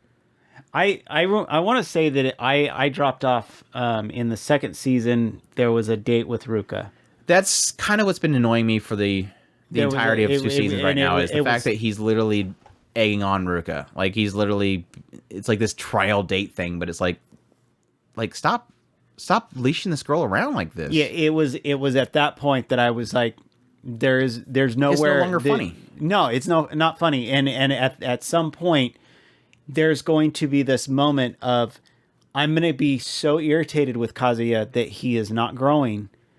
And and at that point it was, because usually I tend to the give, funny thing is like, how much is your leeway to how a character will eventually change? Like how I had no trust in this writer's ability of this character to change, and it was the Ruka moment that I was like, this is not going to happen. I don't have any trust in this writer. That's why I started making the joke that I just want the ending to be Mommy shows up and he gets with Mommy, or she just and they go on a boat. Yeah, that's what I want. I want the boat. The Mommy boat scene. Yes, that was the joke. I forgot how it ended, but yes, the Mommy joke, the Mommy boat joke. Aoyuki gets her moment. I hate that Mommy is Aoyuki. It's like, gosh dang, and especially the fact that she was not even in the third season at all. Oh yeah, we also had the introduction of the AniTuber, the YouTuber girl that's now moved in next to Kazuya, and she's cute too. I love her Seiyu as well, but and she's probably obviously going to fall in love with Kazuya. So I don't think at this point we have so far not, but I don't know. Probably you're eventually. going to. I mean, I didn't want Sumi to fall in love with him, but that I knew that was coming eventually. I'm like, Sumi, just run. Sumi, go. Sumi, just go. Well, I mean, that's an ongoing joke that we always have with the series. I think we had it at the end of the first season with this idea of just have these girls go out and be happy. Yeah, all the girls just stay away from this guy. Have one big old again. I have no sympathy for Kazuya anymore. Stop. Just leave this guy alone. He's not good. He is not healthy, and he will never be healthy because he's not changing at all. Let him just stick with the rental services. I mean, no, because then they'll fall in love with him. I'm so sick of he is banned from rental services. Like, it goes back to the whole thing. He can't even rent a videotape. I mean, it was kind of going to my joke that I was making the other day. It was the 100 Girlfriends Who Really, Really Like You. I was making a video on that one, and at some point I was mentioning the idea that I like that a lot of these shows are kind of advancing in a way, and I like this new change, and it's kind of present with 100 Girlfriends, is having the main character like somebody that can go, I understand why the girls probably like this guy. I like a harem where I understand why they like the main character.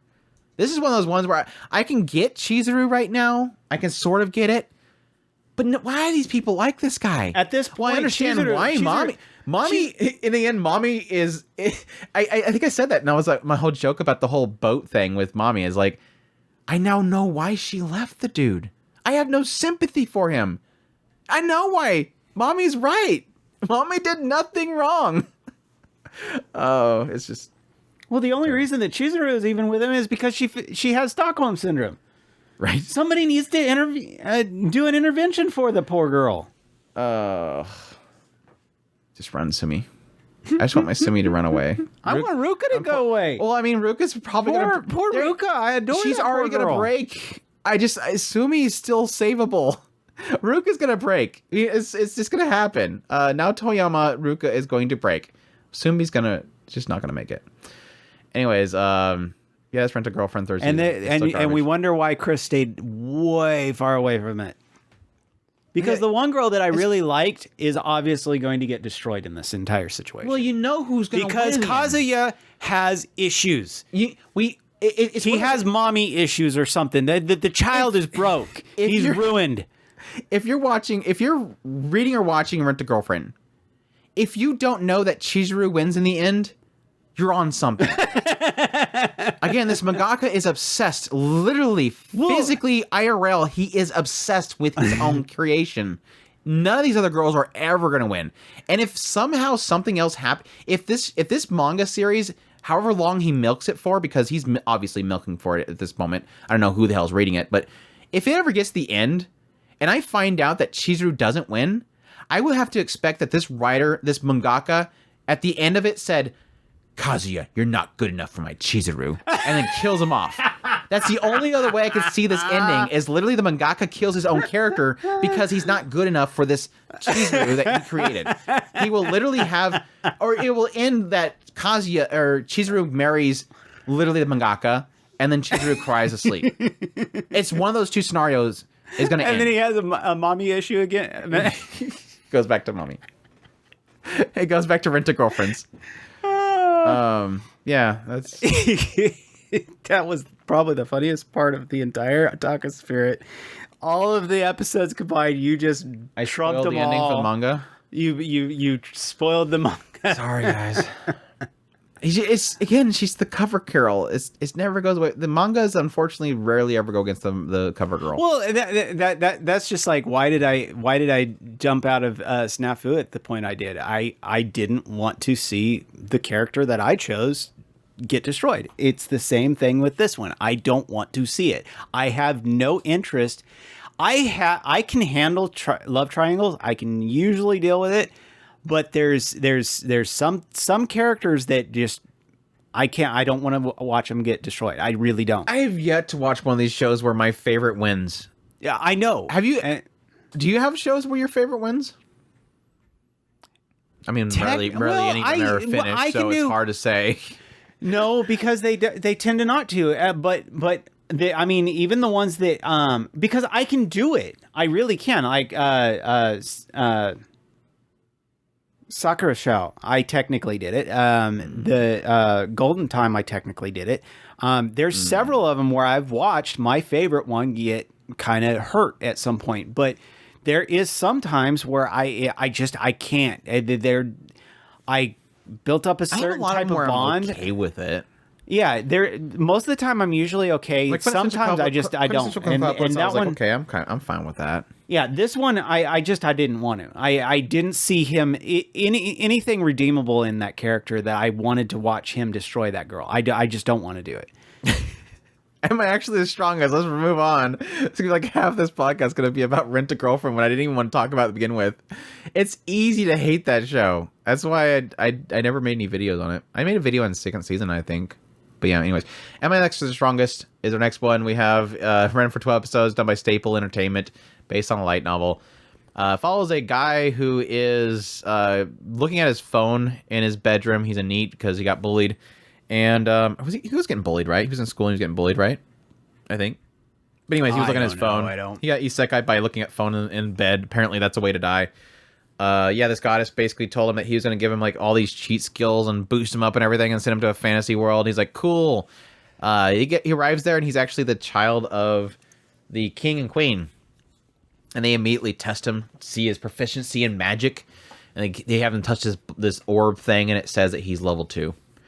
And so they immediately discard him because they can't have the son of the legendary Flashblade or something like that. It's like this hero queen lady and the king himself. So they decide to have him ditched in the middle of a forest.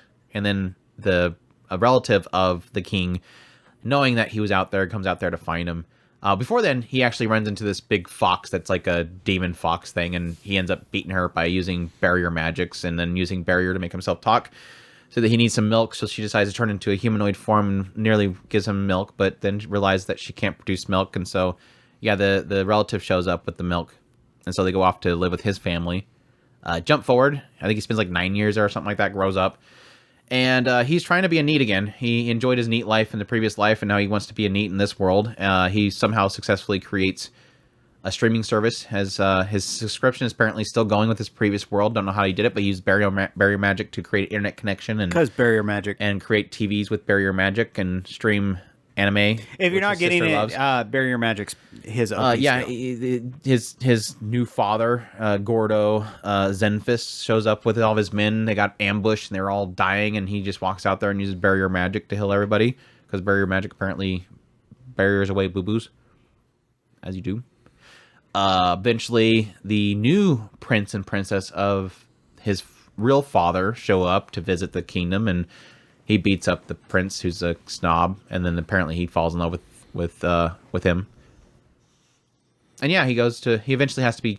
He gets forced. No, eventually creates a persona as a hero because his sister basically watches too much like superhero anime shows, and so he has to create this persona to go out and save the kingdom from nasty thugs and bandits and whatnot, and his sister has to watch the whole time with these surveillance barriers. Apparently, barrier magic creates cameras out of barrier magic, and then creates connections and closed circuit television with it. And yeah, he beats up baddies. Eventually, finds out that there was this plot to have his new sister, killed, and so he stops that plot and goes to his school and all this kind of stuff. So, all the while wanting to stay home, he even creates using barrier magic. He creates a duplicate of himself, but it's a duplicate of himself, so his duplicate self doesn't want to go out. His duplicate wants to be a NEET too. I mean, what do you expect? You good job making a duplicate of yourself, but what did you expect was going to happen? No, that's always the fear. And they even had to make a third one. I think that's what they were implying in the last episode, that they made a third one. The fear there really is that if you create a duplicate of yourself, the duplicate's going to be going to think the same thing of you as, well, now I got to get rid of the other one because they'd replace me. And then you have a fight on your hands. Good thing that he didn't. I don't think he didn't duplicate the magic. He didn't give it any magic. There's no way that he probably could. Anyways, what are your thoughts on the show where the contrast meter for brightness was way too high? Like Bleach. This is like Bleach the anime, but an isekai. Like literally Bleach your eyes with brightness. Did you ever see Charlotte? She was apparently in the show somewhere, but every time she was on the scene, it was just a big bright blur. I'm just joking for the most part. It is extremely bright though. I'm very mixed on the show. I really like how do I put this? The world didn't work for me at all. I didn't think it really, I didn't find it as intriguing. What I did find interesting was this kind of, not necessarily interesting, I just found it fun, this concept of kind of becoming this, for lack of a term, demon lord mask, whatever the heck he was, his secondary persona, Charlotte being super excited about it. He's almost entertaining his little sister. Totally not Lelouch. You're supposed to say totally not Lelouch. Totally not Lelouch.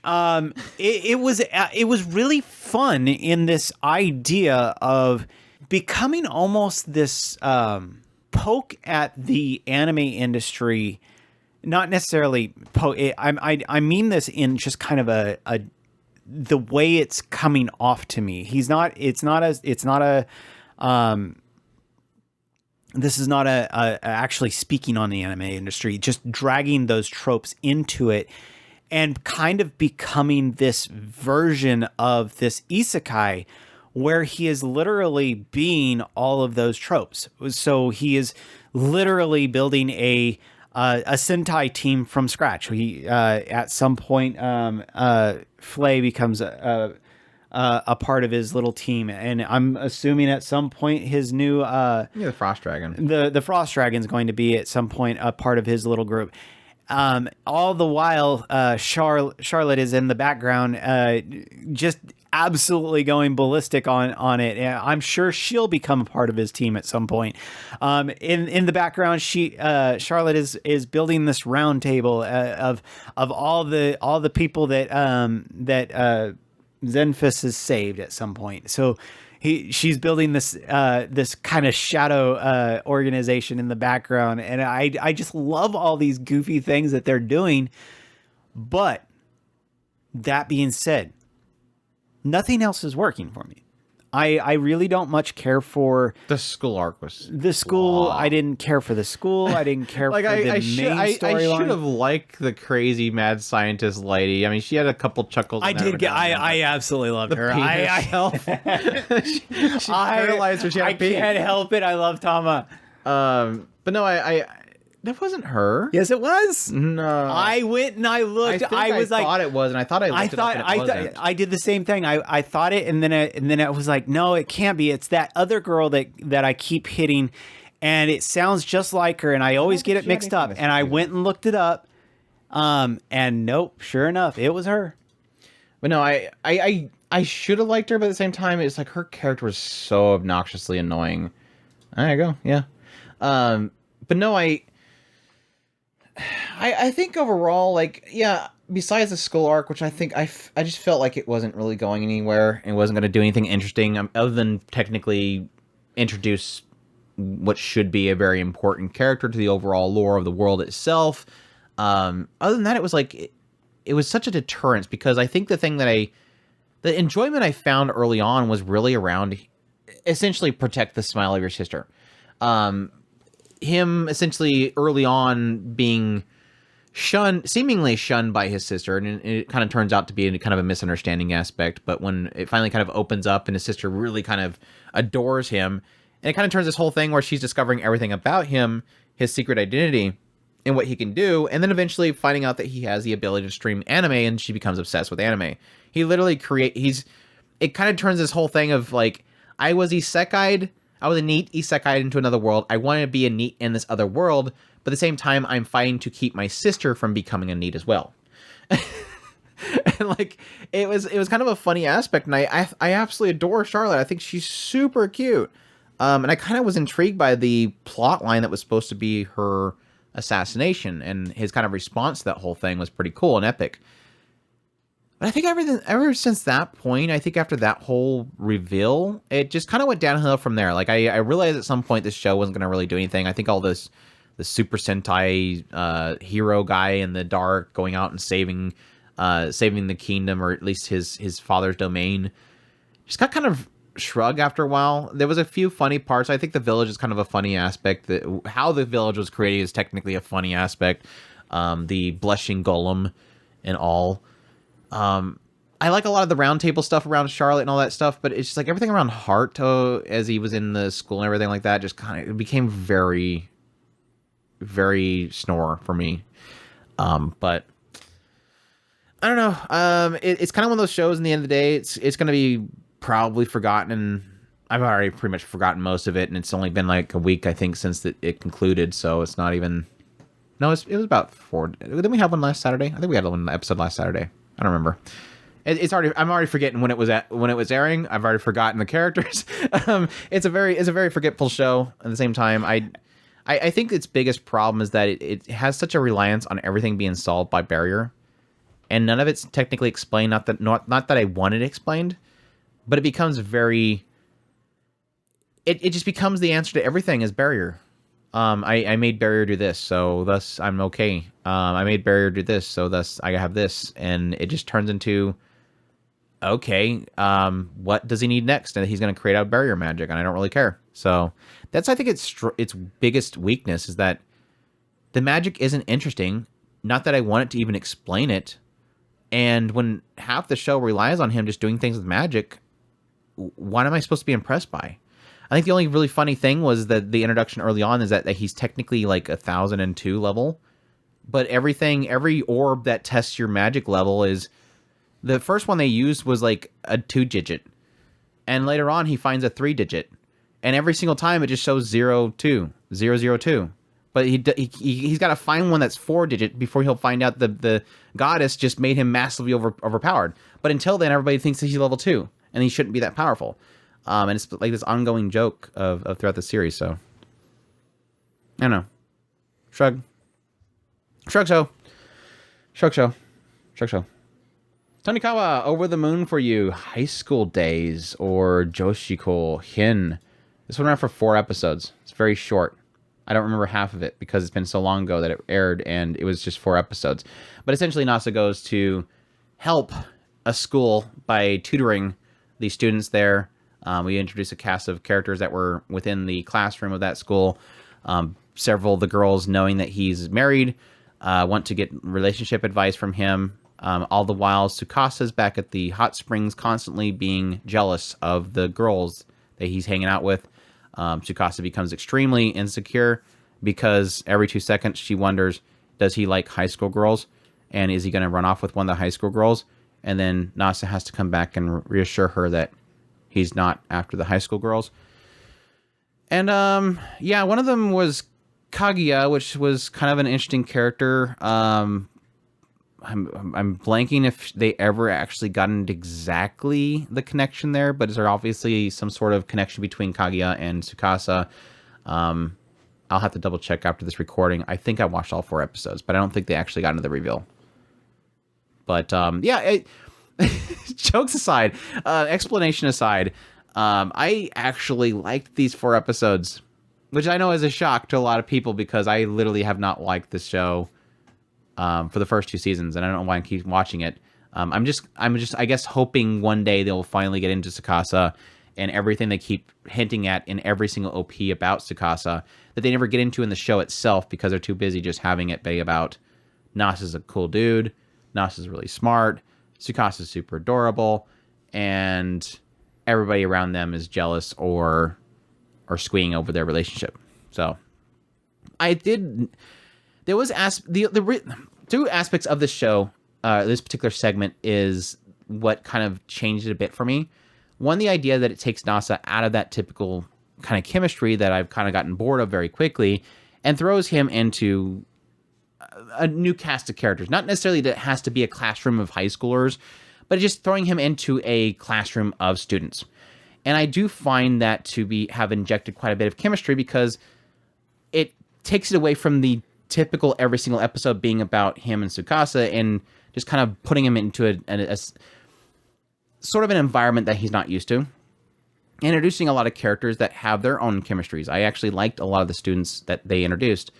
The only problem that comes from it is, yes, it kind of just turns into a lot of them just wanting to ask Nasa about his relationship with Tsukasa and relationship advice. But it was still enough for me that I found a lot more enjoyable than I typically do with the series. I liked one of them I think one of them fell in love with Ginga, which was kind of funny. Which that guy, I think most of the episode that he kind of pops into, I kind of enjoy him. But yeah, it was overall enjoyable. Again, it's only 4 episodes, not much to talk about, but again, technically does kind of introduce a possible twist to Tsukasa that I'm hoping they'll turn into something interesting. I don't know if they ever have another season. I don't think they've announced one yet. We'll see. But yeah. From the person that does not like most of the seasons of Tonikawa, I liked this season.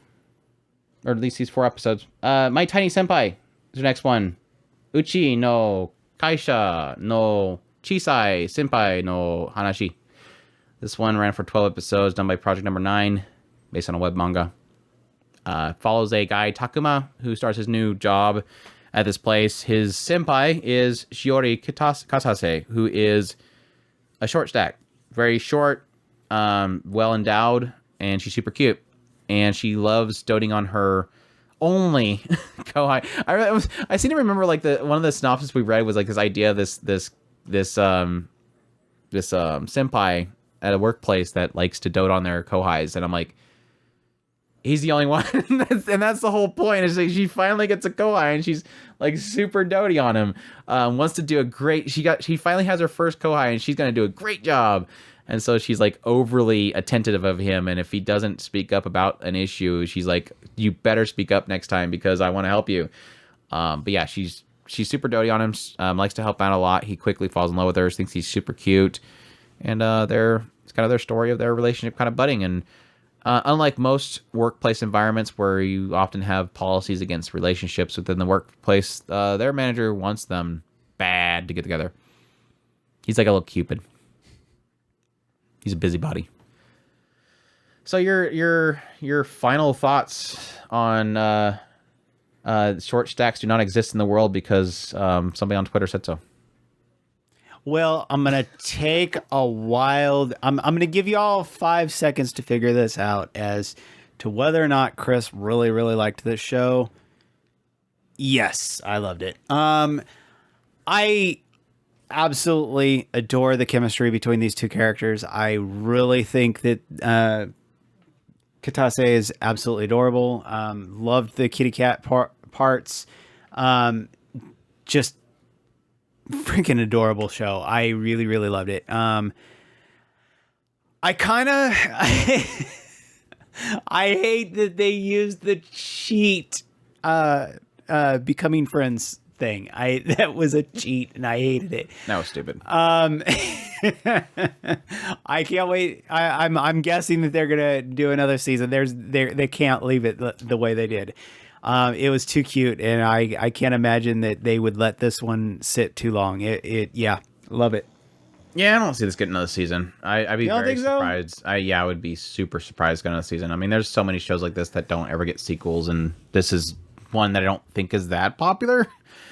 Even in Japan, I don't think I really remember it being in many lists. So yeah, Really? it's not high on ratings. So Ah, no, my attitude hasn't really changed since I think the first impressions. It's pretty much in line with me. If I remember correctly, my thoughts process was really the idea that yes, I find Shiori super cute. I love all the fun little moments of her getting kind of flustered, and yes, the pajama outfits and all that kind of stuff. The doll scene from the Crane game and all that kind of stuff. And I think after my first impressions, it never really did anything beyond that point that it ever improved my image of it, and it mostly did things that negative my image of the show. I just found it kind of, besides the cute moments of Shiori, I didn't care much about the side characters. I kind of like Chinatsu and Chihiro. so the big sister didn't. I got a kick out of the big sister was too funny. No, it never kind of steered in the right direction. I think and it kind of death nailed it with the whole scene on the roof, and they try to kind of correct it with the whole friendship thing like Chris brought up, and I kind of shrugged that whole thing.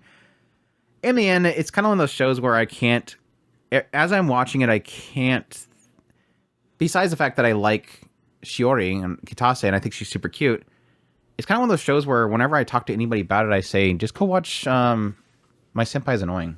Not Senpai's Annoying. What's the one with the big guy is the senpai? My love story.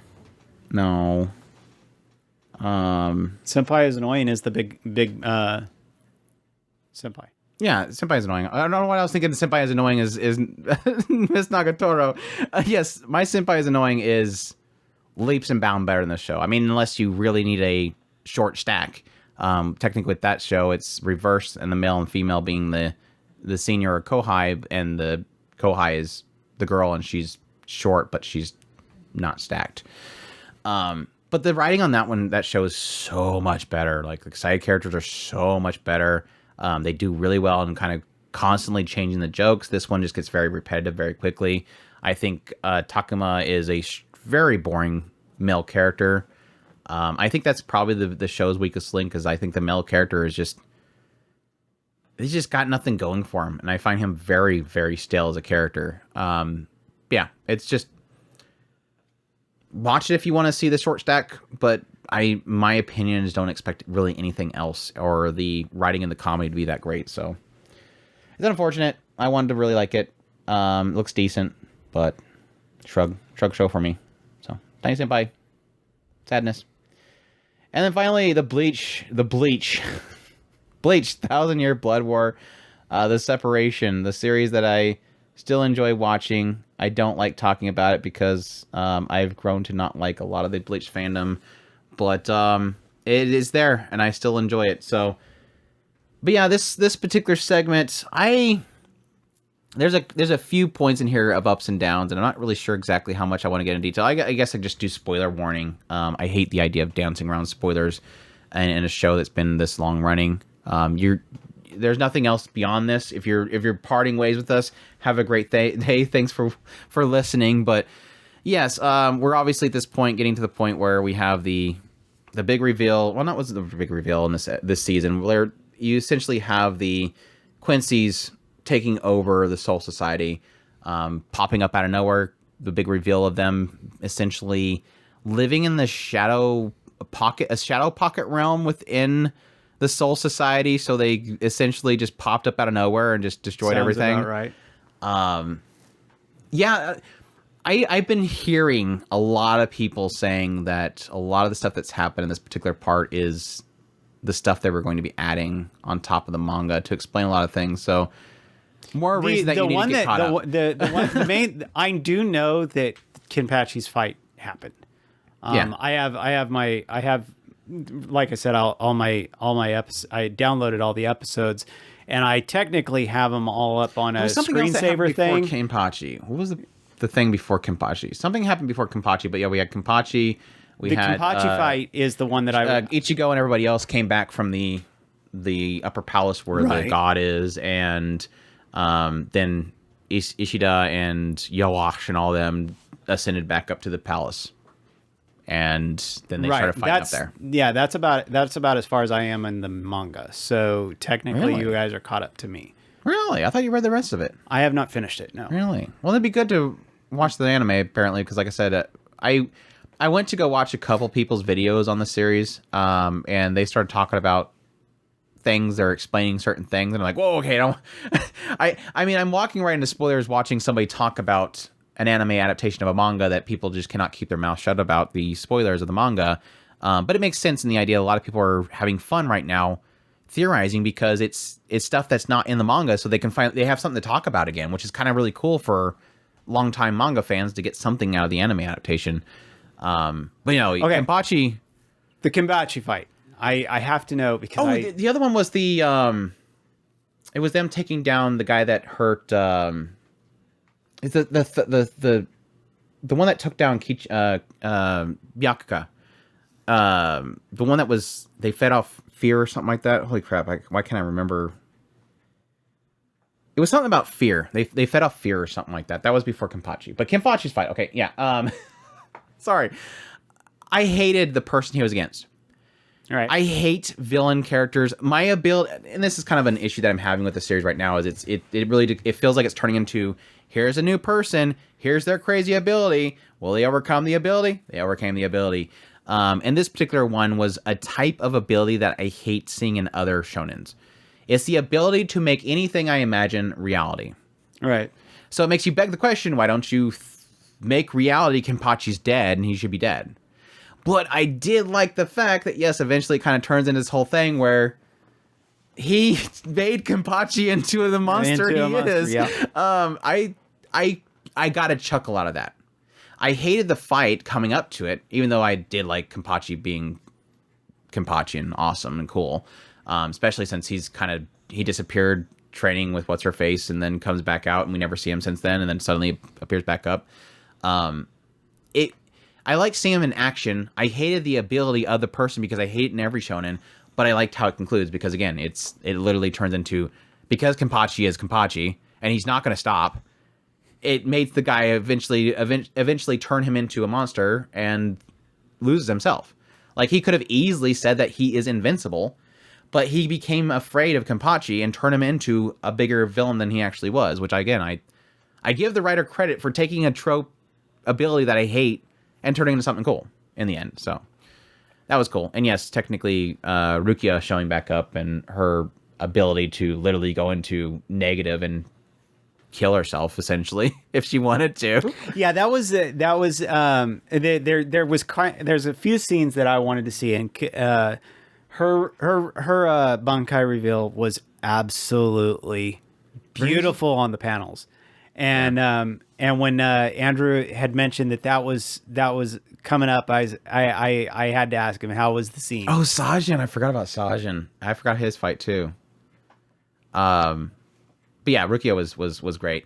I will say Renji. I don't know. Maybe he at some point he's gonna be cooler, but like so far, like, eh. Like I think everybody returning is like super hype, but then Renji was like, eh. Like, was it like he creates like a bigger fist? Or I don't remember exactly what his ability was, but I kind of shrugged at him popping back up. I mean, he's more powerful than he was before, which is great, but it's not like Rukia, who literally turns into like an ice sculpture of beauty when she turns into her crazy form. But no. Other than that, yes, like I said, technically Sajin was good as well. He had to give up his heart and basically turn into like full beast or whatever. Other than that, obviously, probably my favorite and my most hated segment. I liked Bambiette. I'm Gazelle. Let's talk about Gazelle. I liked those characters. Okay? I do like that group. Overall, I think they're very much so an interesting chemistry. I think they picked fantastic voice actresses. It was literally like we joked about this idea that there was this report coming out that when Bleach came back, they literally had a shortage of voice actors and voice actresses because Bleach their cast is too much. They have too many characters and too many seiyus. And it almost felt like when they brought in that group, they went, well, who's the next big thing right now? Well, obviously, Naotoyama, Aoyuki. Let's just go down the list and grab all the latest S-tier seiyus and just throw them in here. But yes, obviously when Gazelle showed up, I was like, oh god, Naotoyama. She's just nailing this character so much. And Gazelle is like super creepy. Like super creepy. And then she's doing all this horrible stuff to Bambiette. And I'm like, I like Bambiette, who's literally Kirino's Seiyu. Wanchan. So I'm like, I'm constantly struggling because I love the Seiyu. I love how they're portraying the character, but I hate everything she's doing. I hate everything Gazelle's doing. And then yes, technically the controversial reveal around Gazelle, which was created question marks all over the internets, but yeah, I love and hate that character. And then what better way to have somebody go against a really creepy character than literally send them after the doc, who he's just as equally screwed up in the head and takes everything that's horrible that she's doing and one-ups every single one of them. But yeah, of course, a lot of my frustration around that was around her zombifying my favorite character of the entire series. So we'll see how that turns out. They'll probably just undo it. I don't know. We'll see. But no, my biggest issue for the series was probably around, which I think I gotta check to make sure I didn't. I feel like I didn't finish the series because it feels like it kind of drops off. My biggest frustration has been right now is with Ishida. Which we'll see if they end up doing something interesting. I hate this storyline. I hate the bestest friends. My ally suddenly becomes friends with the bad guy, and Ichigo's like, Ishida, why are you betraying us? And I'm like, I don't care. Stop. Just stop. It's such a dumb trope in shonen. Don't rely on that dumb trope. But no, I'm enjoying it. Looking forward to where it goes from here. I will admit that, like, the overall story of the Quincy's and everything has not been the most intriguing thing ever, and it's kind of not working for me. But I have liked I think the impact that the Quincy's have been doing, or at least Yuash and his group has been doing against the Soul Society and everything that we've kind of built up as being sort of structurally sound in the universe of this world. And I'm curious to see what it ends up going into. And yeah, we'll see. But yeah, that's my thoughts. Separation. I swear I watched the last episode, but now I'm starting to doubt myself. It had an hour long that last episode. I think I watched it. I'd have to go look. But that's it. That's it for this set. Or that's it for the summer. We're done with the summer anime season. We're ready to move on. Are you? You've been mentioning that you've watched a couple episodes, so I'm guessing you're already kind of rearing and going already. Yeah, I like I said, I wanted to start into this season last week, and that's why he didn't watch the Masterful Cat. Yeah, I've been pining to get into some of these shows, and I absolutely loved 100 Girlfriends. Was very disappointed with I'm in Love with a Villainess. That was so disappointing. Did not like it at all. Didn't work for me. I haven't watched that one yet. I don't think I've had any that I've checked out so far that I'm like super disappointed in. Well, I don't know. Under Ninja. Not that I'm not liking Under Ninja, but at the same time, that first episode was just so. Okay, at least open up with a banger. Like, do something in the first episode to get people's attention, because that was not a good way of getting people's attention.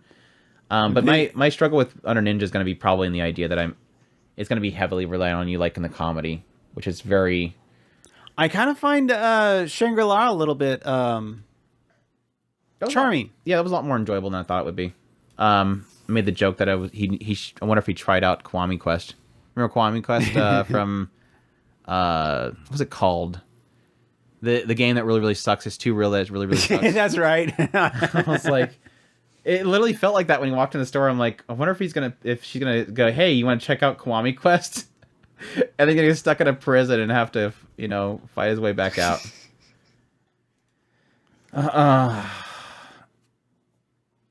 Yeah, I've watched this. Okay, so yeah, I did. Apparently I did watch the last episode of Bleach. I literally felt like that's what I hate about the ending. It literally like like a chunk of the episode is literally this dumb like short joke thing. Like the episode ends like right here, which it was it was 17 minutes in. They freaking do some stupid side junk. Anyways, sorry. I was stalling till I can check out and make sure that I watched the last episode. But no, yeah, been a good season so far, starting up. I think my standouts right now is probably Undead Unlock. I will admit, Shy is not as good as I was hoping it would be. Did you like the Miggy and Dolly's great. I haven't seen episode 2 yet, but the first episode was super good. It was so freaking Sakamoto. It's so Sakamoto. Did you watch it? Mm-mm. Oh gosh, it is Sakamoto. It's that whole like doing stupid things in a cool way. Like I think we've seen it in the PV where like one of them's under the table and the other one's sitting in the chair, so they do this whole stupid locking leg thing and pull him up while the other one slips down. They did a lot of cool stuff like that. I'm like, this is literally Sakamoto. Rip. So it's supposed to be a comedy? It's like eerie comedy / mystery type of thing. It's more about like what they're doing there, but there is a comedy in the absurdity. It's like it's not like haha, let's do this comedy, but boom. It's like it's the absurd thing gets you the comedy. It's almost like if you took the punchlines of Having You Heard I'm Sakamoto, where it's like, holy crap, I can't believe they pulled it off and it looks so cool because it looks dumb, and you put it into a serious mystery that's kind of unsettling and feeling a little bit dark, but not actually dark. It's like that. So, like Higurashi without the violence, that kind of feeling of dark uneasiness, I guess. Like I don't know if it's gonna get dark. I doubt it's gonna get dark, but it's got an uneasy feeling to it. But yeah, it's got that Sakamoto punchline pose. Oh yeah, Furin, that's great. Have you watched it yet? No, I didn't have. It was so good. I have to set. I have to set like an hour and a half to the side for that. Well, now 2.5 hours. Okay, 2.5 hours. I thought it was an hour and a half, but okay, 2.5 hours. I have to set a block of time for that. If you go like 20 minutes per episode, and it's probably like 21 per episode, then yeah, you're gonna get up there to at least 61. Yeah, that's right. Because once I start that, I know I'm not going to want to stop. It's 2 hours. Yeah, it's almost 2 hours. Am I wrong? Once I started, I'm not going to want to stop. No, you're not. Okay, so I have to. We have the Good Night World's coming up this week too. That's Thursday. I forgot about that. Apothecary Diaries, thankfully, is not like for another week and a half. So thankfully, I don't have to worry about that for right now. Goblin Slayer was a decent start. I liked the Spy Family. Yor did something, Chris. I was so happy with that episode. I was like, I've been waiting for like over a core for Yor to do something, and they finally gave me Yor doing something. I'm happy. It was 2 cores. Yeah, I guess. Well, I mean, my frustration with her doing something didn't start until we were getting in the second core. That's when I was like, all she's doing is complaining that she can't cook. But, yeah. Potion Girl was cute. The what? Potion Girl was cute. I haven't watched that one yet, but I am excited for it. Stardust Telepath Day was super cute. It's not blow your mind, but it is cute. Well, I'm going to imagine it's going to be 80,000 gold. That kind of... It was cute. It's that writer, obviously. I'm holding out hope that it's going to get decent. A lot better in the second season. It was cute. They kind of pulled off a lot of things. So yeah, it might work. I'm not liking S rank daughter, sadly. No, that is repetitive as hell. It's literally her constantly talking about her dad and the dad doing cool stuff. It's like the dad's side of it's okay. Then dad's side started getting repetitive because people that she saved keeps showing up and saying how great she was and they want to repay her. It's like super repetitive. That family that she helped is like keeps showing up. Like, when's the next relative of that family gonna show up? Arknights is great. That's a good start. I need to watch 16-bit. I'm gonna do that this week. I heard the first episode was really good. Yeah, Yuzuki-san family is butchered by the translator. Congratulations, machine translation. I think that's the only real stand-ups right now. It's just Freren. Oh yeah, God, did you watch God App? Okay, please watch at least the first couple episodes before we get to our first impressions. We'll probably do a discussion next week, but On what? God App. Okay, It's which the- one is that?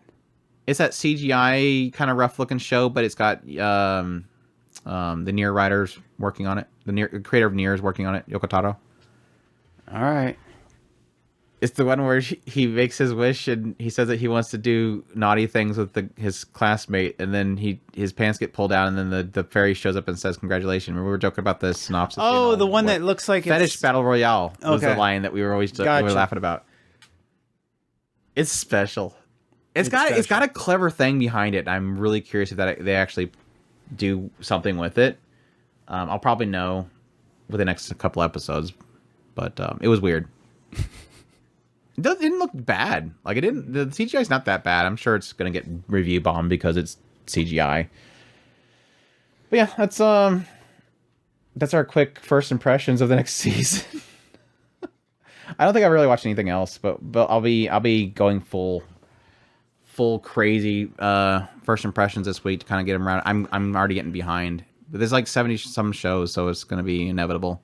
I probably just won't do first impressions for certain shows until I'm going to be heading full head podcast. first into it this season or this part. So I think I'm gonna do something different this season.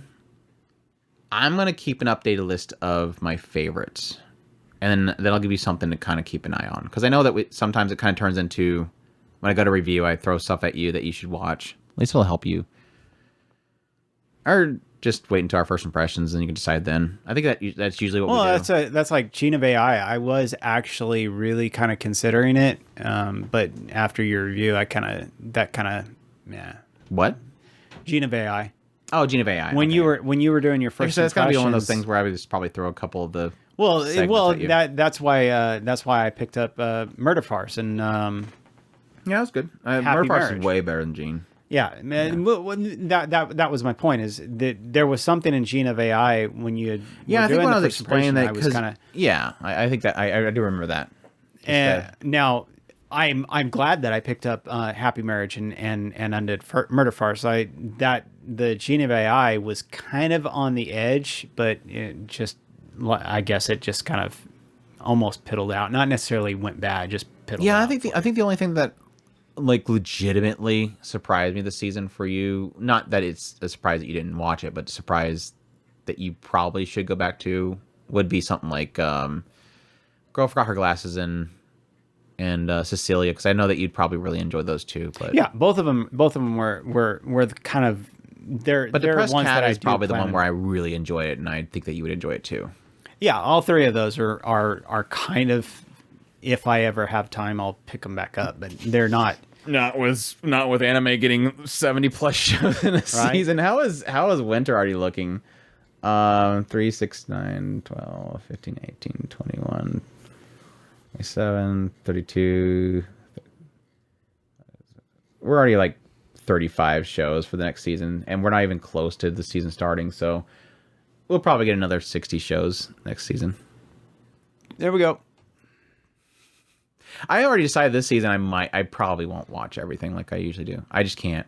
Like it doesn't help with the YouTube. That's 35 hours. Obviously, being that this is now my full-time job, I have to prioritize that content on YouTube is going to do well. And watching all these shows is not going to help me keep the YouTube channel growing and be successful. That's what it's just a reality. When it comes down to it, people have to realize is that's literally 35 hours worth of shows. Is that 35? Yeah. Oh, for us. 70 shows. And well, okay, even if you go down to three shows per hour, you might be able to convince maybe 25 hours. But if you're being fair, half an hour each show. So that is 2 shows in 1 hour. I would probably break it down to 20 minutes per show. Well, yeah, that's what I was saying. You could, if you want to get real technical, you could do 3 shows in 1 hour. But that's not being fair. a half hour per show is fair. That gives you a 7-minute break in between. Oh, you mean like episode. each week? Yes. Oh, okay. I was trying to get where you got the 35. I'm like, that's way more than that. But yes, per week. Yes, you're right. Yes, that is literally. You can't. That's a full-time job. This is literally my full-time job, but you have to take into consideration that a lot of my day is recording, writing, editing, posting, social media, getting it out there, making memes and junk like that, which did really well last season doing with Mushoku Tensei. It's not just that, and yes, my Mushoku Mondays themselves take a lot of time. Well, my point is that you have almost a full-time just job. To do that, just to watch the shows is a full-time job. Yes, and that's not including actually covering those shows. Which, exactly.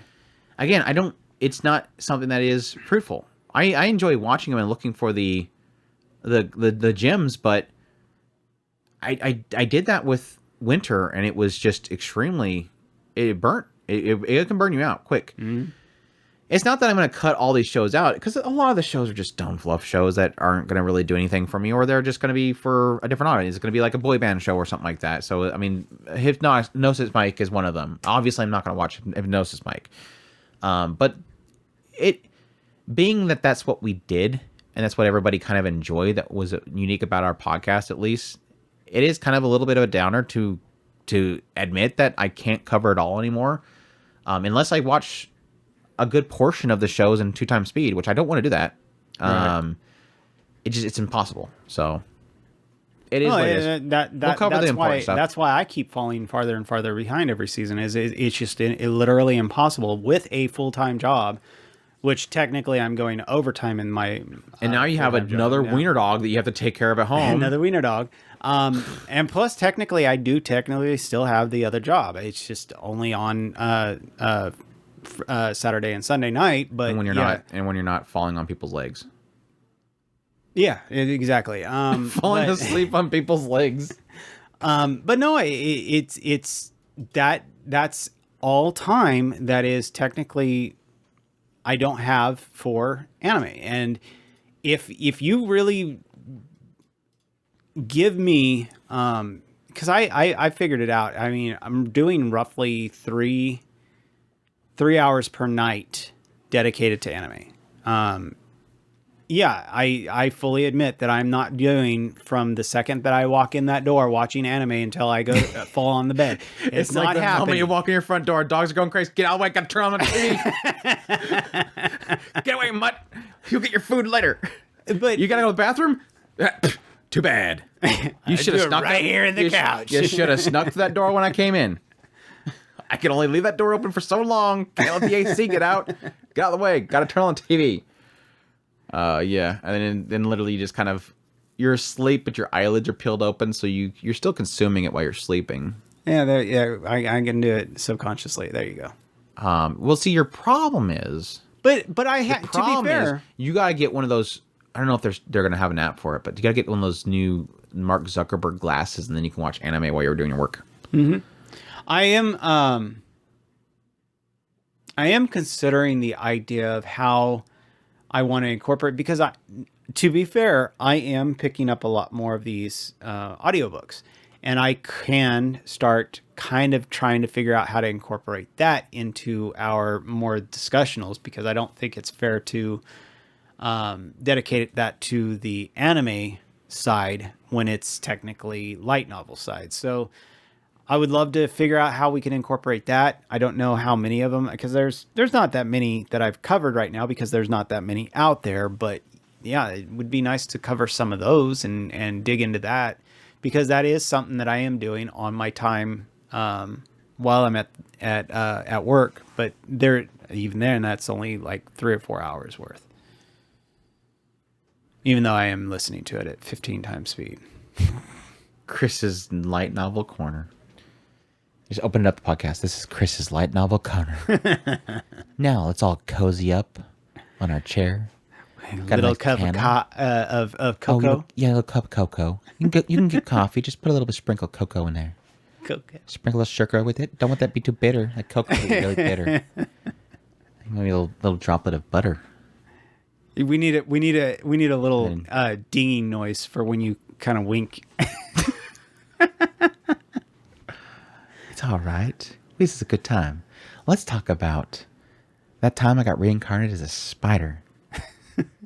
This series opens up with not Aoyuki, but no, we have the reader is actually Billy Todd, and he does a fantastic job voicing that.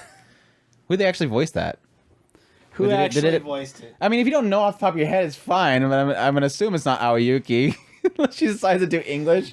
I think she knows a little bit of English, but I don't think Aoyuki's a big English speaker, but yeah, that'll be interesting. While Chris looks that up, I will do our outro stuff because we should probably wrap things up. We can probably talk more on our discussion next week. But again, we appreciate you guys for dropping by. I hope you guys enjoyed these reviews, and you guys will join us for the fall season because, again, it's going to be crazy. We'll probably have to do like a 4-parter first impression, so we might start that one early. But yeah, as per usual, we're at talkspirit.com. It's where all of our social media links, all that kind of good stuff is there. And also ways to support us through Patreon, tips, links, super thanks, all the good ways that you guys can get a hold of us and support us. And we greatly appreciate all that support. And also join the Discord. Great people on there that talk about anime. We'll probably be starting our best of the year nominations here soon because we can start the winter stuff. And I think we have to start early because there's so many different categories. So if you want to be a part of that, jump in there. Eventually, Ira will at everybody and annoy the entire server, and we will have a self-purge because everybody, when they get that at everybody and they don't want to be, they're just lurkers, they'll just leave, and it's like, good. It's a good way to get rid of certain people that don't want to be a part of our community. Anyways, why are you kicking people out of the community? We don't kick. No, the point is we don't kick people out. Everybody talks about the idea that every now and then you need to purge your Discord, or you need to prune it. You got to prune your Discord. Prune it. Okay. But no, the best way to do it is to wait until our best of the years, and then have Ira every week literally do an at everybody, and people get push notifications, they get angry, and they leave. Gotcha. So that's how you get rid of those lurkers. Caitlin Kelly is the name of the reader. Is she in anime? I don't know. Caitlin Kelly. Hey, I just gave proper credit to the reader. That's all I did. Am I spelling that? She does. Am I spelling that right? Now to be fair, spell it right? Probably not. Now to be fair, I think she actually try to look at it. To be fair, I actually think she did. She did actually a fantastic job of reading that book. And I'm being fair on that. Is she better than Naoyuki? No. But she did a good job. Big shock. Looks like Caitlin Kelly did Jack in Fastening Days. That's it for anime. But does other stuff. Anyways, thank you all for listening. Hope you guys enjoyed. And as usual, you'll take care. Os. My dog is already looking like she's ready. She was ready for it.